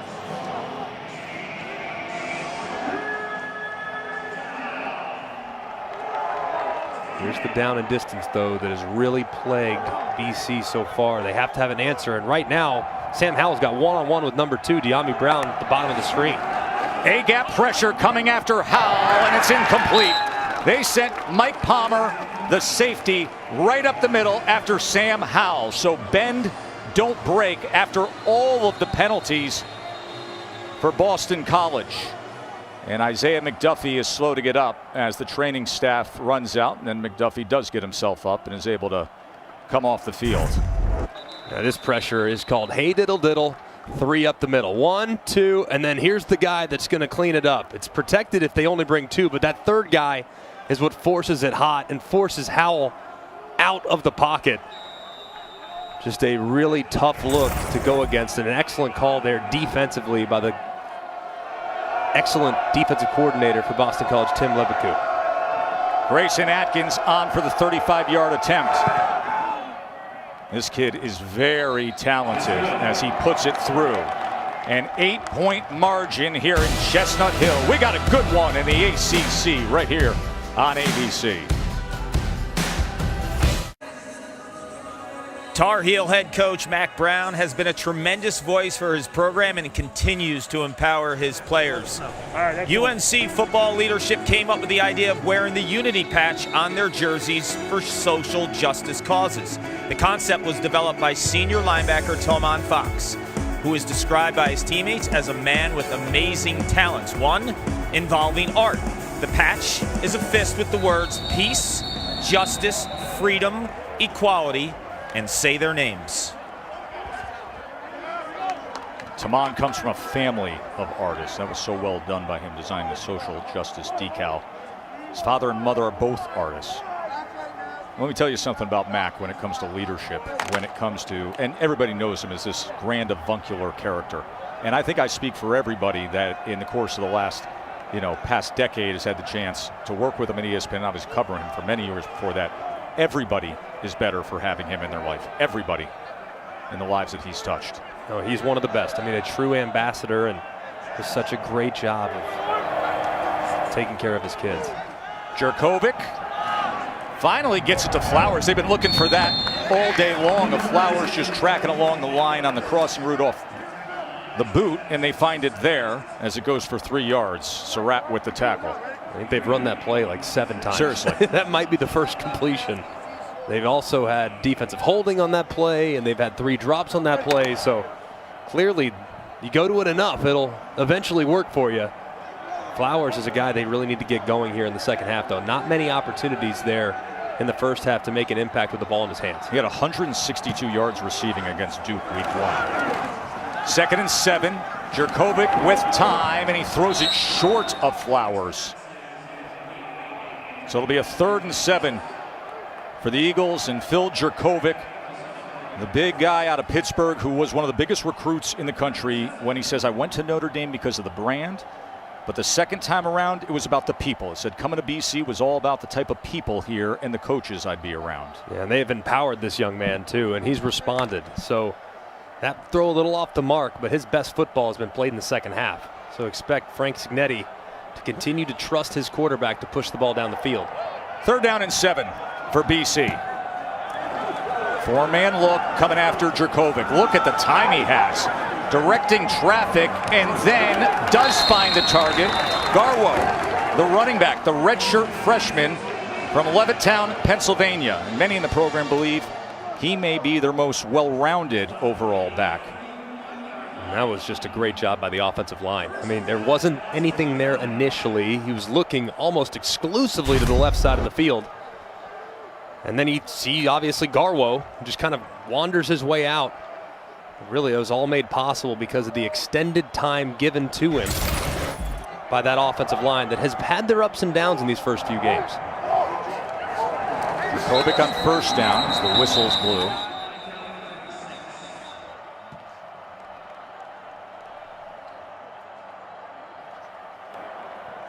Before the snap, false start. Offense number 73. 5-yard penalty, 1st down. Aaron Rodgers and the 3-0 Packers go up against the Falcons at Lambeau Field. Comes your way 8 Eastern, 5 Pacific on ESPN. Coverage of Monday Night Football starts with Monday Night Countdown at 6. Of course, you say Falcons around here, and it's Matty Ice that comes to mind. 2007, what he was able to do with BC, got up to number 2 in the country that year, and he was in the mix for the Heisman before a late season loss. First and 15 as he looks to get it to Hunter Long. You think through the history of BC quarterbacks, and here's Jurkovec coming in to this situation. First start performances. Flutie lost, Foley lost, Hasselbeck lost, Matty Ice lost. Jurkovec won and passed for 300 yards. There you go, put a little more pressure on him. That's great. No, I think that's excellent, obviously, as you see Flutie. Deuce right there, number 22. You know, North Carolina fans of a certain generation remember Flutie in '84. He had 6 touchdowns down at Foxborough. They won 52-20. This is a far different North Carolina team right here. Let me tell you, are they talented? Second and 10. As Jurkovec goes to midfield to C.J. Lewis, the 6'3" big target from Hamden, Connecticut. He was a prep school quarterback on one of the very best teams in New England history, and then made the transition to receiver here at the Heights. Auburn, Georgia. Top 10 matchup on college football primetime. 7:30 at ESPN. Who's going to be the Georgia quarterback? I want to know, Greg McElroy. That's the big Who's it going to be?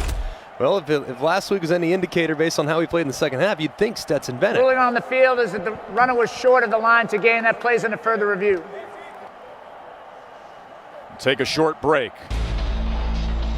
BC trailing by 8 against number 12, Carolina.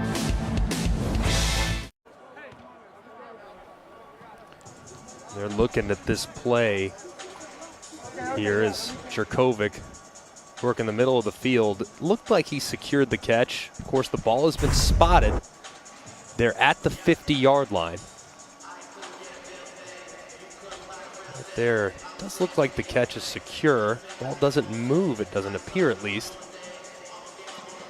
We'll see the spot there. They could be looking because he was pushed back by Trey Morrison. Right, and so Lewis secures it in forward progress, and he's going back against the grain. So they have right now a pimple of leather cresting on the 50-yard line.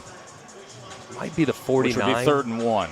It might move it back just a yard, maybe a half yard, but it's really close. I mean,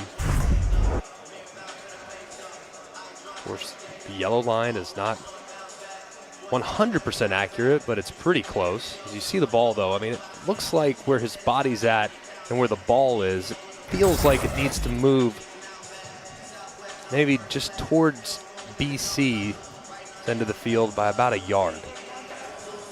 After further review, the ruling on the field is confirmed. It'll be 3rd down. So it'll be 3rd down and 1 for the Eagles and their play caller, Frank Signetti. Well, if you look at the first couple weeks on short yardage situations, it's pretty predictable. Jurkovec has carried it on a quarterback sneak. That's pretty much it. So you can expect here, even though North Carolina is going to line up a couple defensive tackles right over that center, but got to think quarterback sneak is probably the go-to. 3rd down and 1. And that's exactly what they do, and that's exactly what Jurkovec does time and again every time he does quarterback sneak. Let's go to the studio and Kevin. Tess, it was 14-all in Tuscaloosa since then. Alabama's outscored Texas A&M 28-3. Here's 2nd and 22. Mac Jones, the Jalen Waddle, and there's that 4.3 speed, 87 yards to the house. 42-17, Bama late in the 3rd. Thanks, Kev. Waddle's got over 140 yards and a touchdown. Jones is over 360 and 3 touchdowns. Meanwhile, 1 possession game here in Chestnut Hill. As met and taken down was Galloway. That was Surratt coming in. Surratt is so impressive. Last year, 115 tackles, was 2nd in the ACC. He's awesome. I mean, I love watching that kid play. He's so versatile too, Joe. I mean, he can rush the passer, he can blitz, he's excellent in coverage, has great awareness because of the time he spent playing quarterback throughout the course of his career. He has a very bright future. The funniest part, though, when you ask him, his brother Sage Surratt's a pretty dang good player in his own right, who's a wide receiver at Wake Forest. So now he opted out and he's prepping for the NFL draft now. Think about the talent in that family. Amazing. False start. Offense, number 4. It's a 5-yard penalty, 2nd down. 2nd and 15 as they tag Zay Flowers there. It's funny because we asked Surratt, we say, hey, who's the better player, you or your brother? He said, me. I said, I would love to ask Sage.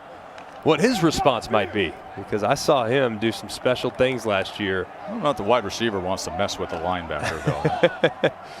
Should have asked him the follow-up question, can you cover him? That's what I should have asked him, but I resisted the urge. BC, 9 total penalties for 80 yards, puts them in a 2nd and 15. And Flowers' ball came out and then harmlessly goes out of bounds at midfield. Storm Duck came in hard against Flowers. This North Carolina defense has been flying around, man. I tell you what, this offense, I know why we love this North Carolina team here in 2020 is because the offense and the talent on that side of the ball. But this defense, man, do not sleep on this group of defenders. They're young, they're talented, and they're likely a group that's going to get better and better and better as the season goes along. It's been a really impressive performance here tonight. 3rd down and 12. Jurkovic, a lot of time, but he can't find anything. And now he turns around against the grain. And Jurkovic's going to run, and he doesn't go down until he's taken down at the 45. A whole lot for not much, and they're going to send out the punt team. He went every which way and finished with 5 yards. As you look at Frank Sidetti, the offensive coordinator, just scratching his head. I mean, that was one where you just hold your breath. Quarterback's running around and doesn't slide. They've talked to Jurkovic at some point. Maybe that's the next phase of his development. I know he's big, I know he's sturdy, but maybe just slide. Self-preservation. Don't take those unnecessary hits there in the middle of the field. Grant Carlson had a field-flipping 52-yarder earlier. Now he's trying to pin North Carolina here. Toe Groves is the return man for the Heels, and he gets the fair catch at about the 12-yard line. Number 12, North Carolina, up 24-16, 20 seconds remaining in the 3rd when we return.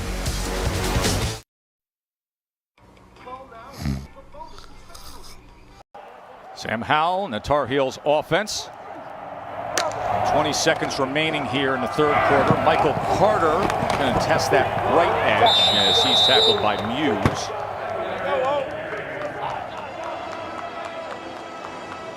There were some doubts with this BC defense. Without their starting safety, patchwork defensive line that's been put together with some grad transfers. And trying to hang here today, only trailing by 8 against this ultra-talented North Carolina team with that offense led by Sam Howell.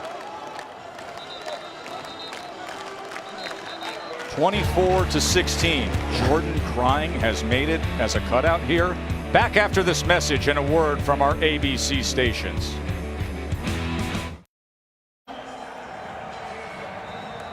Back here at Alumni Stadium, Joe Tessitore, Greg McElroy, and folks, it's empty because of local government restrictions not allowing fans as we start the 4th quarter with number 12 North Carolina on top, 24-16. Crossing route this time as Walston will have the 1st down. Now, what's interesting about this fanless atmosphere here in Chestnut Hill, Massachusetts is, Greg, most would say, oh boy, a sterile environment, no energy, fanless. This has been a feisty game. Very feisty. Extracurricular almost every snap. I mean, these teams, there's a lot of physicality going on. They are playing with intensity. Look at Carter, able to split defenders before he's ridden down by Max Richardson.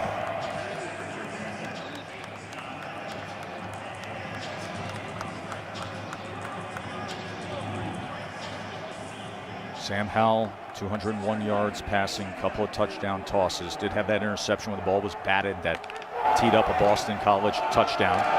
Williams, a lot of green space, and Williams so tough to bring down as he goes past midfield for the Heels. It looks like they seem to have found something here in the run game, trying to secure the edges a little bit, get Williams and Carter out in space in one-on-one situations, see if they can make some guys miss.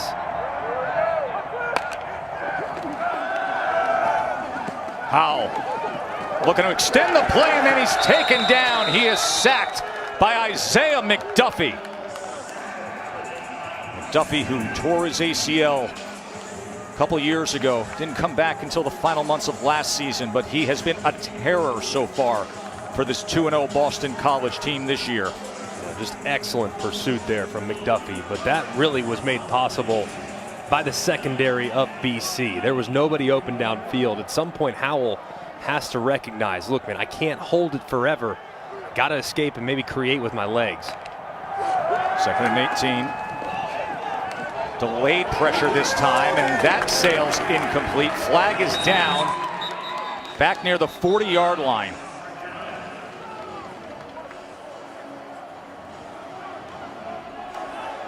Holding offense number 72, 10-yard penalty. Correction, that penalty is declined. It'll be 3rd down. So they decline the penalty. It's a smart thing to do because they're in a massive hole. Be 3rd and 18.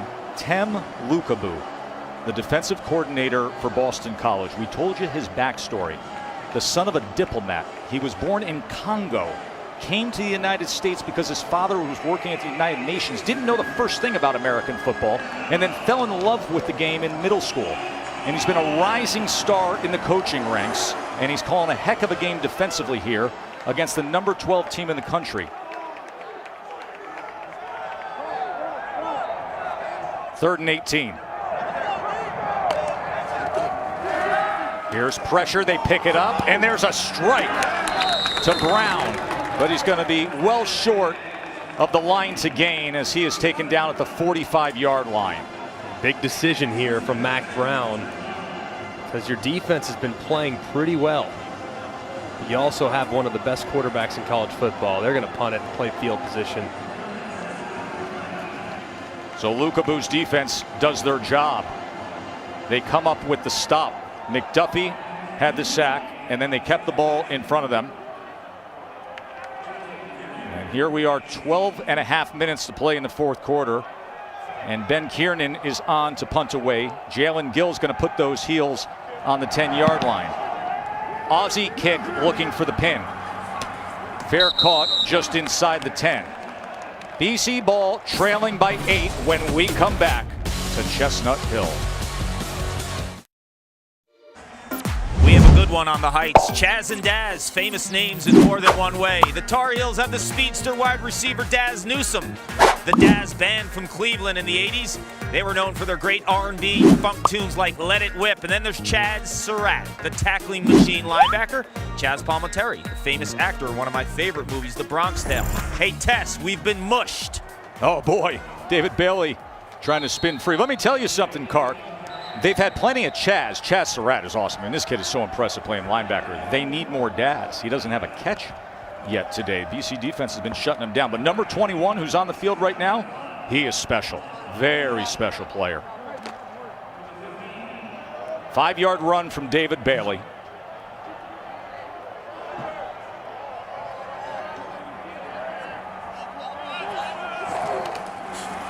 Going to keep it on the ground with Bailey.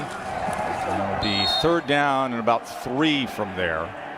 Under 12 minutes to play, and this BC team has found a way. New staff, a lot of new players. Coach Jeff Hafley came over after the sensational run he had last year at Ohio State. And he has brought a certain attitude to this program. And with Phil Jurkovec at quarterback now and still 3 years of eligibility, he was one of the biggest recruits in the country when he went to Notre Dame. They feel like the future could be very bright here in Chestnut Hill. 3rd down and 3. Keep an eye on Hunter Long, who's in motion right now from left to right. 3rd and 3, Jurkovec, and he'll get it complete to Spencer Witter, a tight end who played for Coach Spinato and the Choate Wild Boars and won 5 straight New England championships and 48 consecutive wins at his high school. Reminder, UFC Fight Night is coming your way. Holly Holm, Irene Aldana is the main event. Prelims will go at 7:30 on ESPN Plus. Main card, 10:30 on ESPN and ESPN Plus. Holly Holm in action tonight. Fight Island from Abu Dhabi, UFC Fight Night. We're going to be multi-screening later tonight with all the good football, Auburn, Georgia, and then you get combat sports with me, it's over. Jurkovec winding up downfield, and far too much from Zay Flowers, and it was good coverage that time as McMichael was stride for stride with him. His first year on the field for North Carolina after transferring from Clemson. I'm telling you, these corners last year, we did the game against Clemson when North Carolina had them on the ropes. And these corners, it's like you held your breath every time because they were so young. To see how much better they've gotten just 1 year is remarkable. That's going to be an elite group here very, very soon. And then there's the recruiting, which is taking off too. 2nd and 10, Jurkovec giving traffic downfield, and he wanted Hunter Long. And Hunter Long wants a penalty flag, but he can't find it as Trey Morrison was there. He's the Swiss Army knife of that North Carolina defense. He'll play everywhere. He's matched up with Long. Yeah, a good job here by Morrison. I mean, a lot of contact, obviously. Hey, man, it's a safety against a tight end. Those matchups are often very physical. A little contact there at the end, but I like the no call. I mean, Morrison was trying to get his head around. There was definitely contact, and had he thrown the flag, I would have understood. But I still like the no call there by the official. Jurkovec has thrown Long's way 14 times today. He has 7 catches. 3rd down and 10. Strong arms it and spinning his flowers, trying to get that line to gain, but he's going to be short. That was Don Chapman who was able to tackle him. Man, so close, so close. It's a big decision here. Obviously from Jeff Hafley. Do you keep your offense on the field? You have a big quarterback that hasn't been stopped yet on a quarterback sneak. They opt not to. Listen, their own 36-yard line, but you make a good point. Jurkovec at 6'5", and listen, we think the kids, they list him at 226. He's easily 245, and he gets it every time. I would have gone for it. I mean, that has been unstoppable. So they play conservative. Carlson punts it. He's had a good game. Newsome. Fair catch down around the 20. So Carlson, the punter, does his job. Now can the BC defense or can North Carolina seal this thing?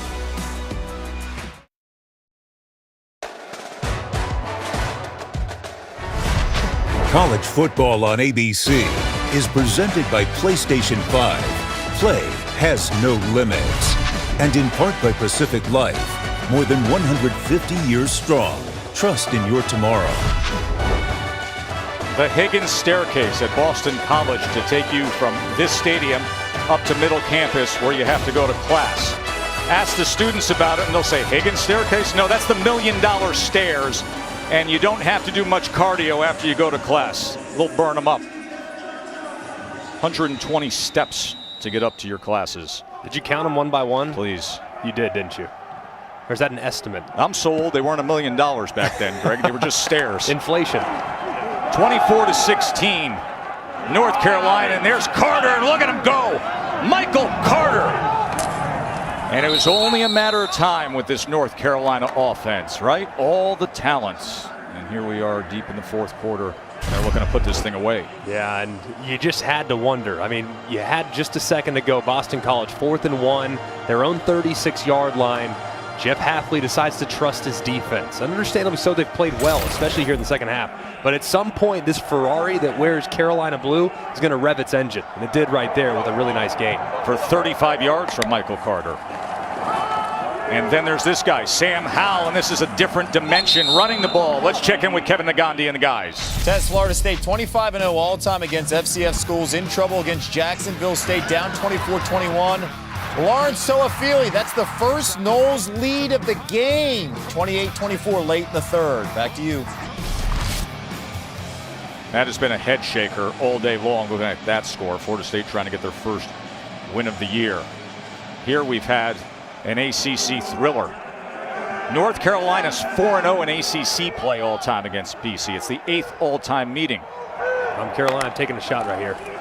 2nd and 2, swing it to the outside, and it is Daz, and it is a first down for the Heels inside the 30.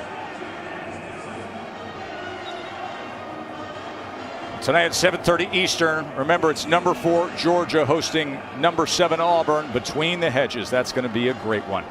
Got the NBA Finals tomorrow on ABC. Monday Night Football, Packers, Falcons. That is the menu now playing on ESPN.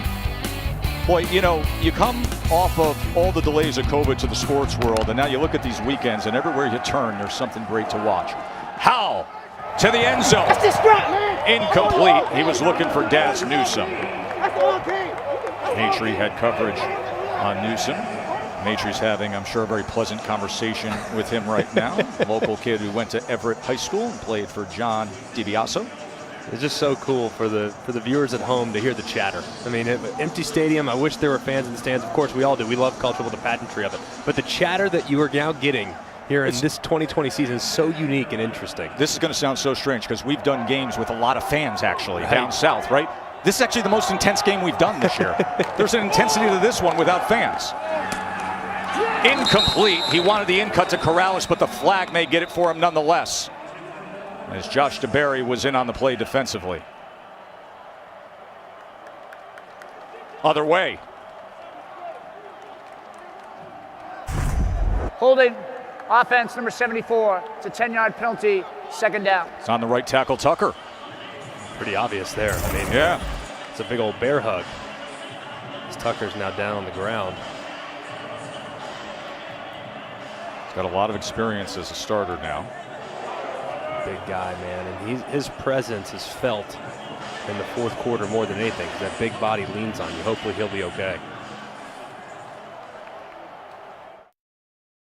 You need it win tomorrow. You're kidding. This season, for every field goal and extra point made by participating universities, Allstate will make a contribution to the university's General Scholarship Fund. Thank you, Allstate. Joe, Greg, and Paul here at Chestnut Hill. 7:41 to play. North Carolina with the ball, up 8, number 12 team in the country, had the 21-day layoff. They come up here to Chestnut Hill. They find a BC defense that is over-delivering. 2nd and 20.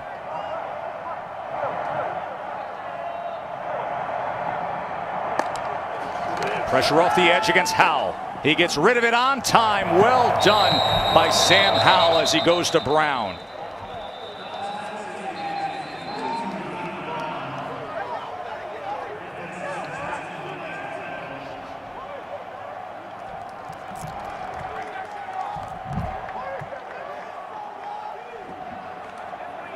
Ineligible downfield on the pass. Offense number 63. It's a 5-yard penalty, second down. I feel like this North Carolina offense, every time they take a leap forward, there's something that brings them back, whether it's untimely penalties, a sack, but finding that rhythm, finding that gear has been so challenging for Mac Brown's team.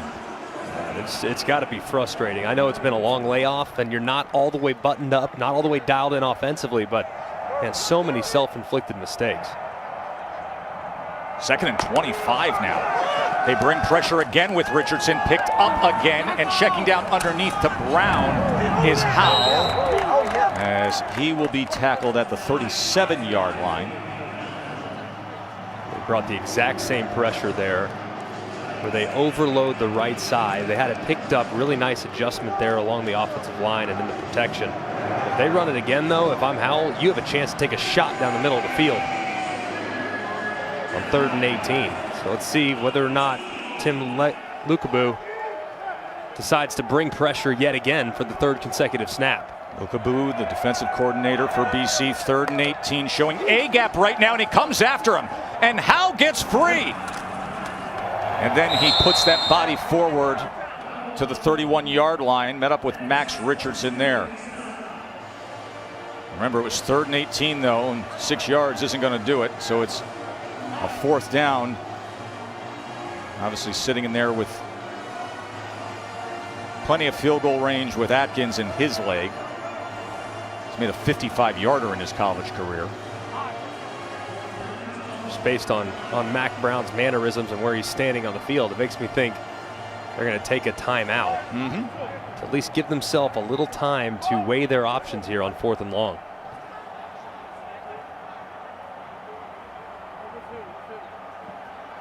And that's exactly what Mac Brown will do in his 2nd stint of great coach of North Carolina. 5:51 to play. Time now for our Pacific Life game summary. It's been a fun one here in Chestnut Hill. Sam Howell's been excellent, especially in the first half. Very accurate with the football, especially on 3rd down. I love this play as he extended it, floated with the line of scrimmage, hit Williams across the middle for a really nice touchdown. But this interception, the one black eye on his first half performance, which led to Boston College's only touchdown of the game, as Jurkovic did a nice job connecting for the touchdown pass. Grayson Atkins on to attempt the 47-yard field goal for North Carolina. And that ball is no good. So the guy who was an FCS All-America at Furman, at one point made 18 straight field goals, comes over to North Carolina and can't connect there. And it's still a one-possession game. BC's going to take over with 5:46 to play. Huge right there, huge. Felt like North Carolina had some momentum, had a big run, and they stubbed their toe with a couple penalties. BC's able to escape there, what felt like it was about to be a momentum surge. BC's defense gets off the field, and North Carolina misses the field goal, and BC taking it now with Jurkovic under center in only a one-score game. Phil Jurkovic, a few years ago, was one of the biggest recruits in the country, went to Notre Dame. Things didn't fit. Came here to Chestnut Hill. Does he have a little magic in him to start his career here? Garwo muscle his way out just past the 35. Vohasek with the tackle. Jurkovic has been really good on the underneath throws, has made good decisions, has been smart with the football, has looked in the direction of his tight end Hunter Long throughout the course of this game. And gotta have it situations, that's the direction you like to look, the guy you trust the most. So big number 8 should get plenty of looks. 2nd and 5. Jurkovic tries to get free, and he does for a first down, and that is what he offers. This offense can be off schedule with the big body and the long stride, can move the chains. He does so there.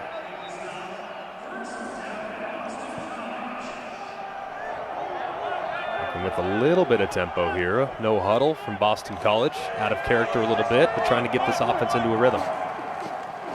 Pick up the pressure, lofts it, looking, and that ball is intercepted. Flag is down as Chapman corralled the ball.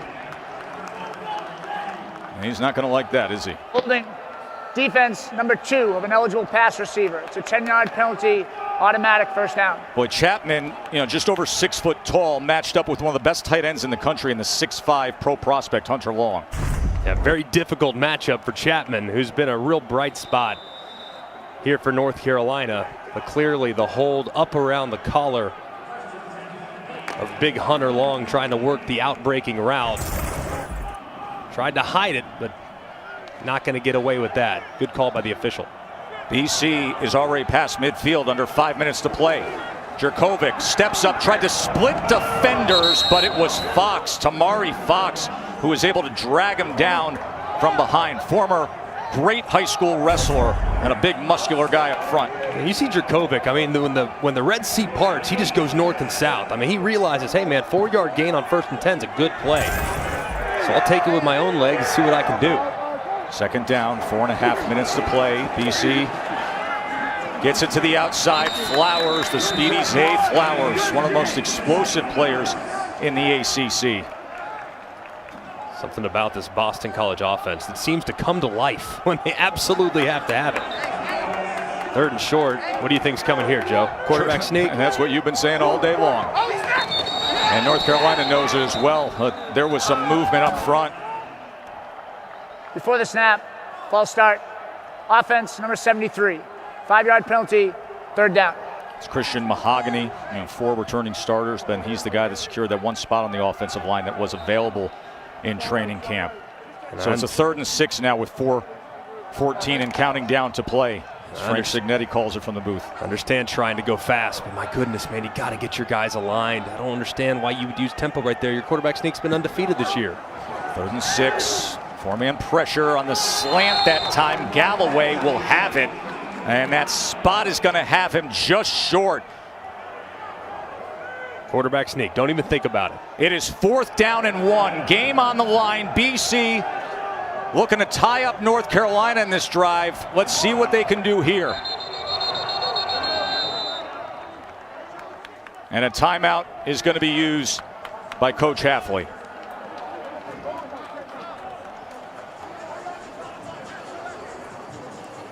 Pressure football in the fourth quarter. It is something that this Boston College offense now has experience. Today's crunch time moment brought to you by Cheez-It, and they got that experience a week ago against an upset-minded Texas State team. It was a 14-point deficit in the second half, and then BC rallied. They put the game on Phil Jerkovic, and he answered. And then the game-winning field goal by Boumeri. And everybody all week said, yeah, I know, we're supposed to beat Texas State, but that fourth quarter served them incredibly well. And I'll take it one step further. You got a new young staff. You got a lot of transfers into this program.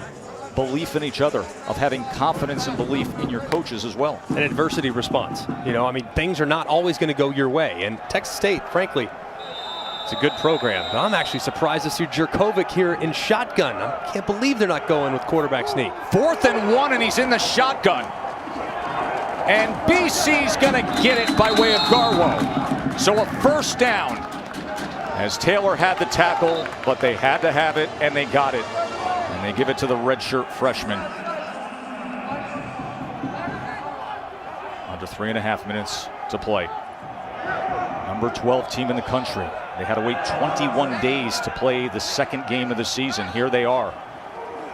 Jerkovic, complete again to Hunter Long. His 8th catch of the game.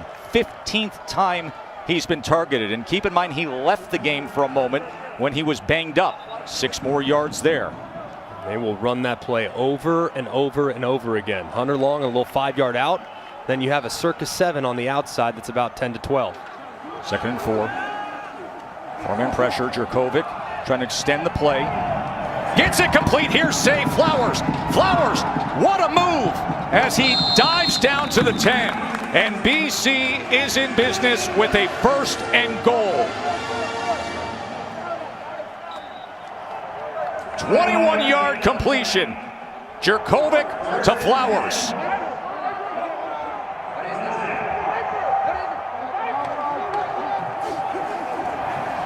Lofts it to the end zone. Touchdown, Eagles! Flag is down. C.J. Lewis as they walk it back. And this will go against BC. Pass interference. Offense, number 11. It's a 15-yard penalty.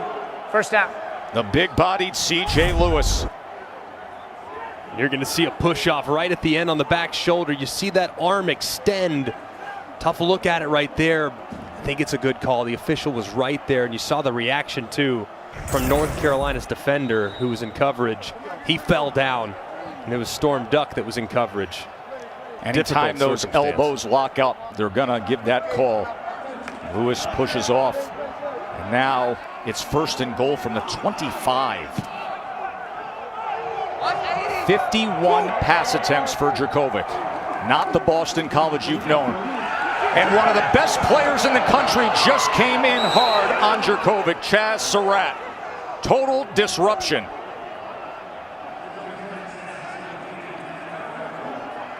The heads-up play there by Jerkovic, to be honest with you. And dangerous as well, though. Very dangerous, but heads up nonetheless. You see Surratt coming off the left-hand side, overloading the pressure. And you see the left tackle there, Zion Johnson, unable to get out as a player's down for North Carolina. And it's Storm Duck.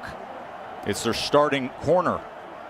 A young man who got thrown into the fire a year ago when they had so many injuries in the defensive backfield. And he's a big contributor to this defense. See him reaching for that left foot. What a game this has been, huh, Greg? It's been a great game. Really exciting, back and forth, and now with Boston College potentially knocking on the door. Tonight at 8 Eastern on the ACC Network, Trevor Lawrence and number 1 Clemson hosting UVA. It's the ACC Network primetime matchup. Folks, if you don't have the ACC Network, go to ACCN.com for instant access. They do a great job there on the ACC Network with all their coverage. Storm Duck taken off the field. It's Mom named him after the character in a soap opera, Bold and the Beautiful. That's how he got that name, Storm. If I'm Jurkovec, I'm thinking, okay, they have a backup corner in the game. I'm thinking I might want to look in the direction of the backup corner. In this particular case, it's Obi Egbuna, number 13, at the bottom of your screen. 2nd and goal, remember, after the penalty. Jurkovic's all the way back to the 39-yard line when he throws that ball and goes to Gill. So this is going to be a 3rd and goal from there.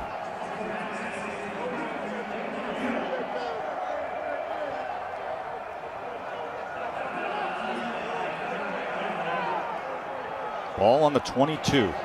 3rd and goal. Coming up on 2 minutes to play.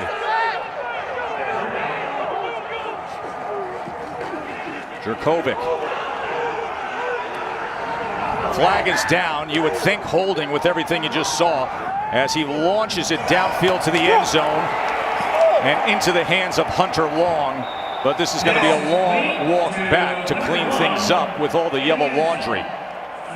David Bailey, the running back in pass pro, probably got a hold of somebody, and it was Surratt coming in hard.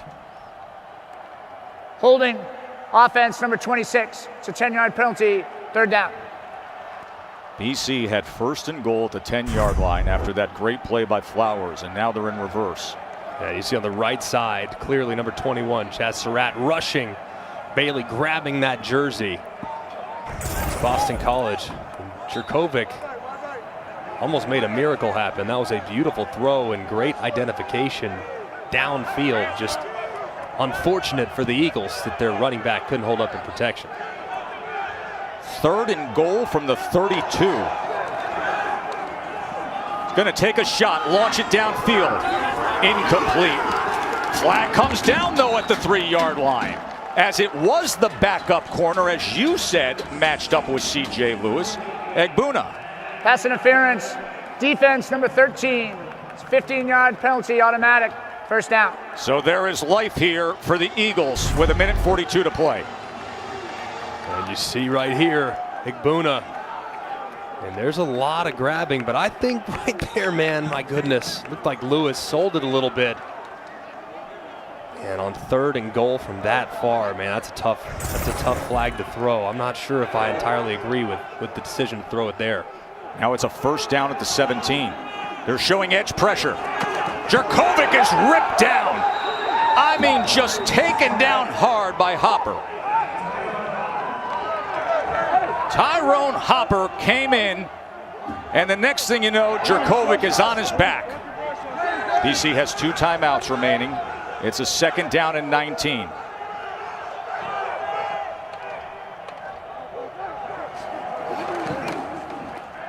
Steps up. And he's going to be forced out. And he gets pushed into the medical tent.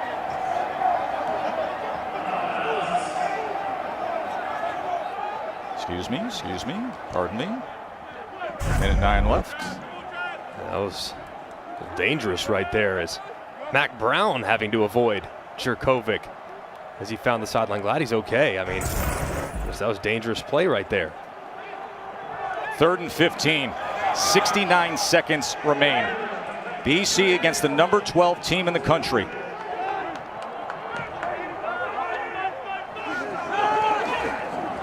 Over the middle, he's got it complete for a 1st down to Hunter Long. His 9th catch of the game. 1st and goal, Boston College with just over a minute to play. It's a beautiful throw. Hunter Long working across the middle of the field. Excellent timing, bang, bang to his big body receiver. We got drama in Chestnut Hill. How will the script finish? Could have been, but incomplete. Boy, oh boy, is Hunter Long the crutch that Phil Jurkovec likes to lean on. Oh man, but right there, Hunter Long's got to bring that ball in. The ball was well thrown. He's been targeted 18 times right there. Unable to reel that one in. It was a well-thrown ball on the body. With the game on the line, you got to have your All-American candidate tight end reel that in on the goal line. Just watch where 80 is. Right now, he's on the right side of the formation. Gills to the top of your screen. Big C.J. Lewis bottom of your screen. Nye, right there on big number 80. 2nd and goal. Slant, Lewis scores! C.J. Lewis and this BC team soaring with confidence. And here they are, closing the gap, just a 2-point conversion away.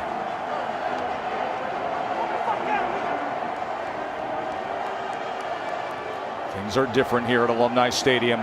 They're tossing the ball left and right. 56 attempts from Jurkovic. Speed on the outside. And able to hang with a team like this. They need to hustle. There's 10 on the play clock right now. They're going to call timeout. A good the right job thing by to do. Jeff Hafley. Gather yourself. Will they come up with the game tire? Find out when we return. College football on ESPN presented by PlayStation 5, as this is the ACC on ESPN. And that is Phil Jurkovic, who has 37 completions for over 300 yards, and moments ago, a touchdown pass to cap a had-to-have-it 15-play drive. And now, a 2-point attempt to tie the game against the number 12 team in the country.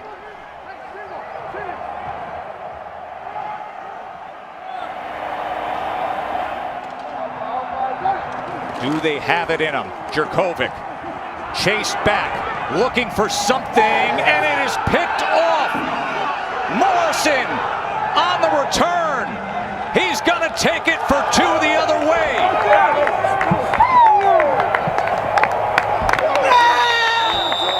Trey Morrison with the 2-point return.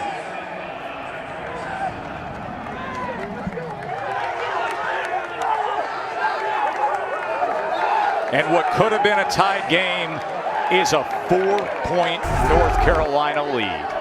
Here's a great look at the action from the AT&T 5G Skycam. Just nothing open. It's really an RPO. Can hand the ball off if you like the numbers. Jurkovic opts to throw it. Nothing there.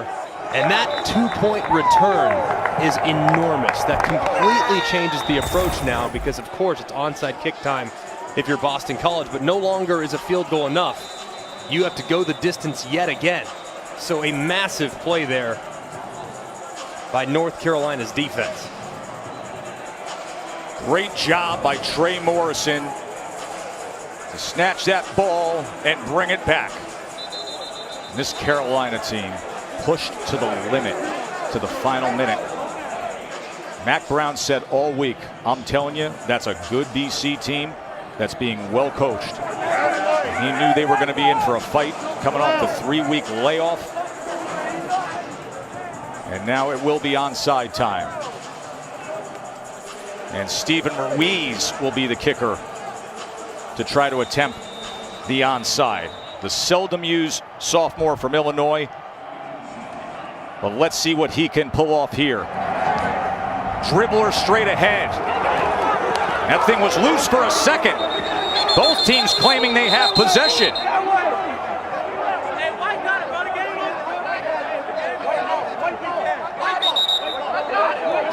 North Carolina has it.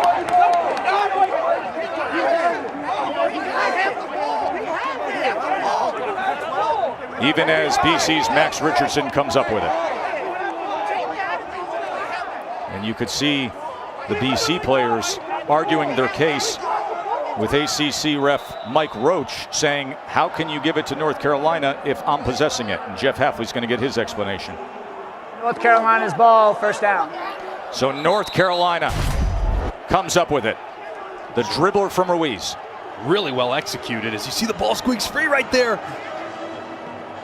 It's a fight underneath the pile. As you can see right there. I know they say it's North Carolina ball. There's no clear recovery there, though. I mean, there's no telling what's going on at the bottom of that pile. So if BC was, in fact, the one that was possessing it at the bottom of the pile, I don't understand how they can rule it in favor of North Carolina. Elijah Green, a reserve freshman running back, was in the mix there. Eagles all over him. Richardson came away with the ball, the BC team captain, the star linebacker, but it is going to be North Carolina looking to seal this thing. I'll tell you, both these teams gave a ton today. Sam Howell will take a knee. Howell had 2 touchdown passes, threw for 225. Jurkovec passed for 313, a couple of touchdown passes.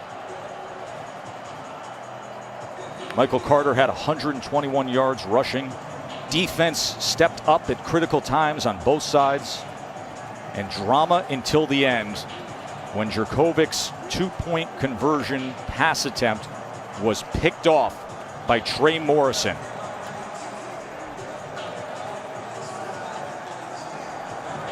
BC's going to suffer their first loss of the year, but they're going to take a lot away from this. Played well. North Carolina is going to be dangerous all season long. Number 12 team in the country moves to 2-0. 26-22 in a thriller that came down to a failed 2-point conversion return the other way off the pick. Mack Brown, Jeff Hafley meet at midfield. College Football Scoreboard is up next on ABC. For Paul and Greg, I'm Joe Tessitore. Enjoy the rest of your night. Here's Kevin, Mark, and Booger. Take it away, gentlemen. Tess, thank you so much. We're getting you ready for Spencer Rattler in Oklahoma on the road.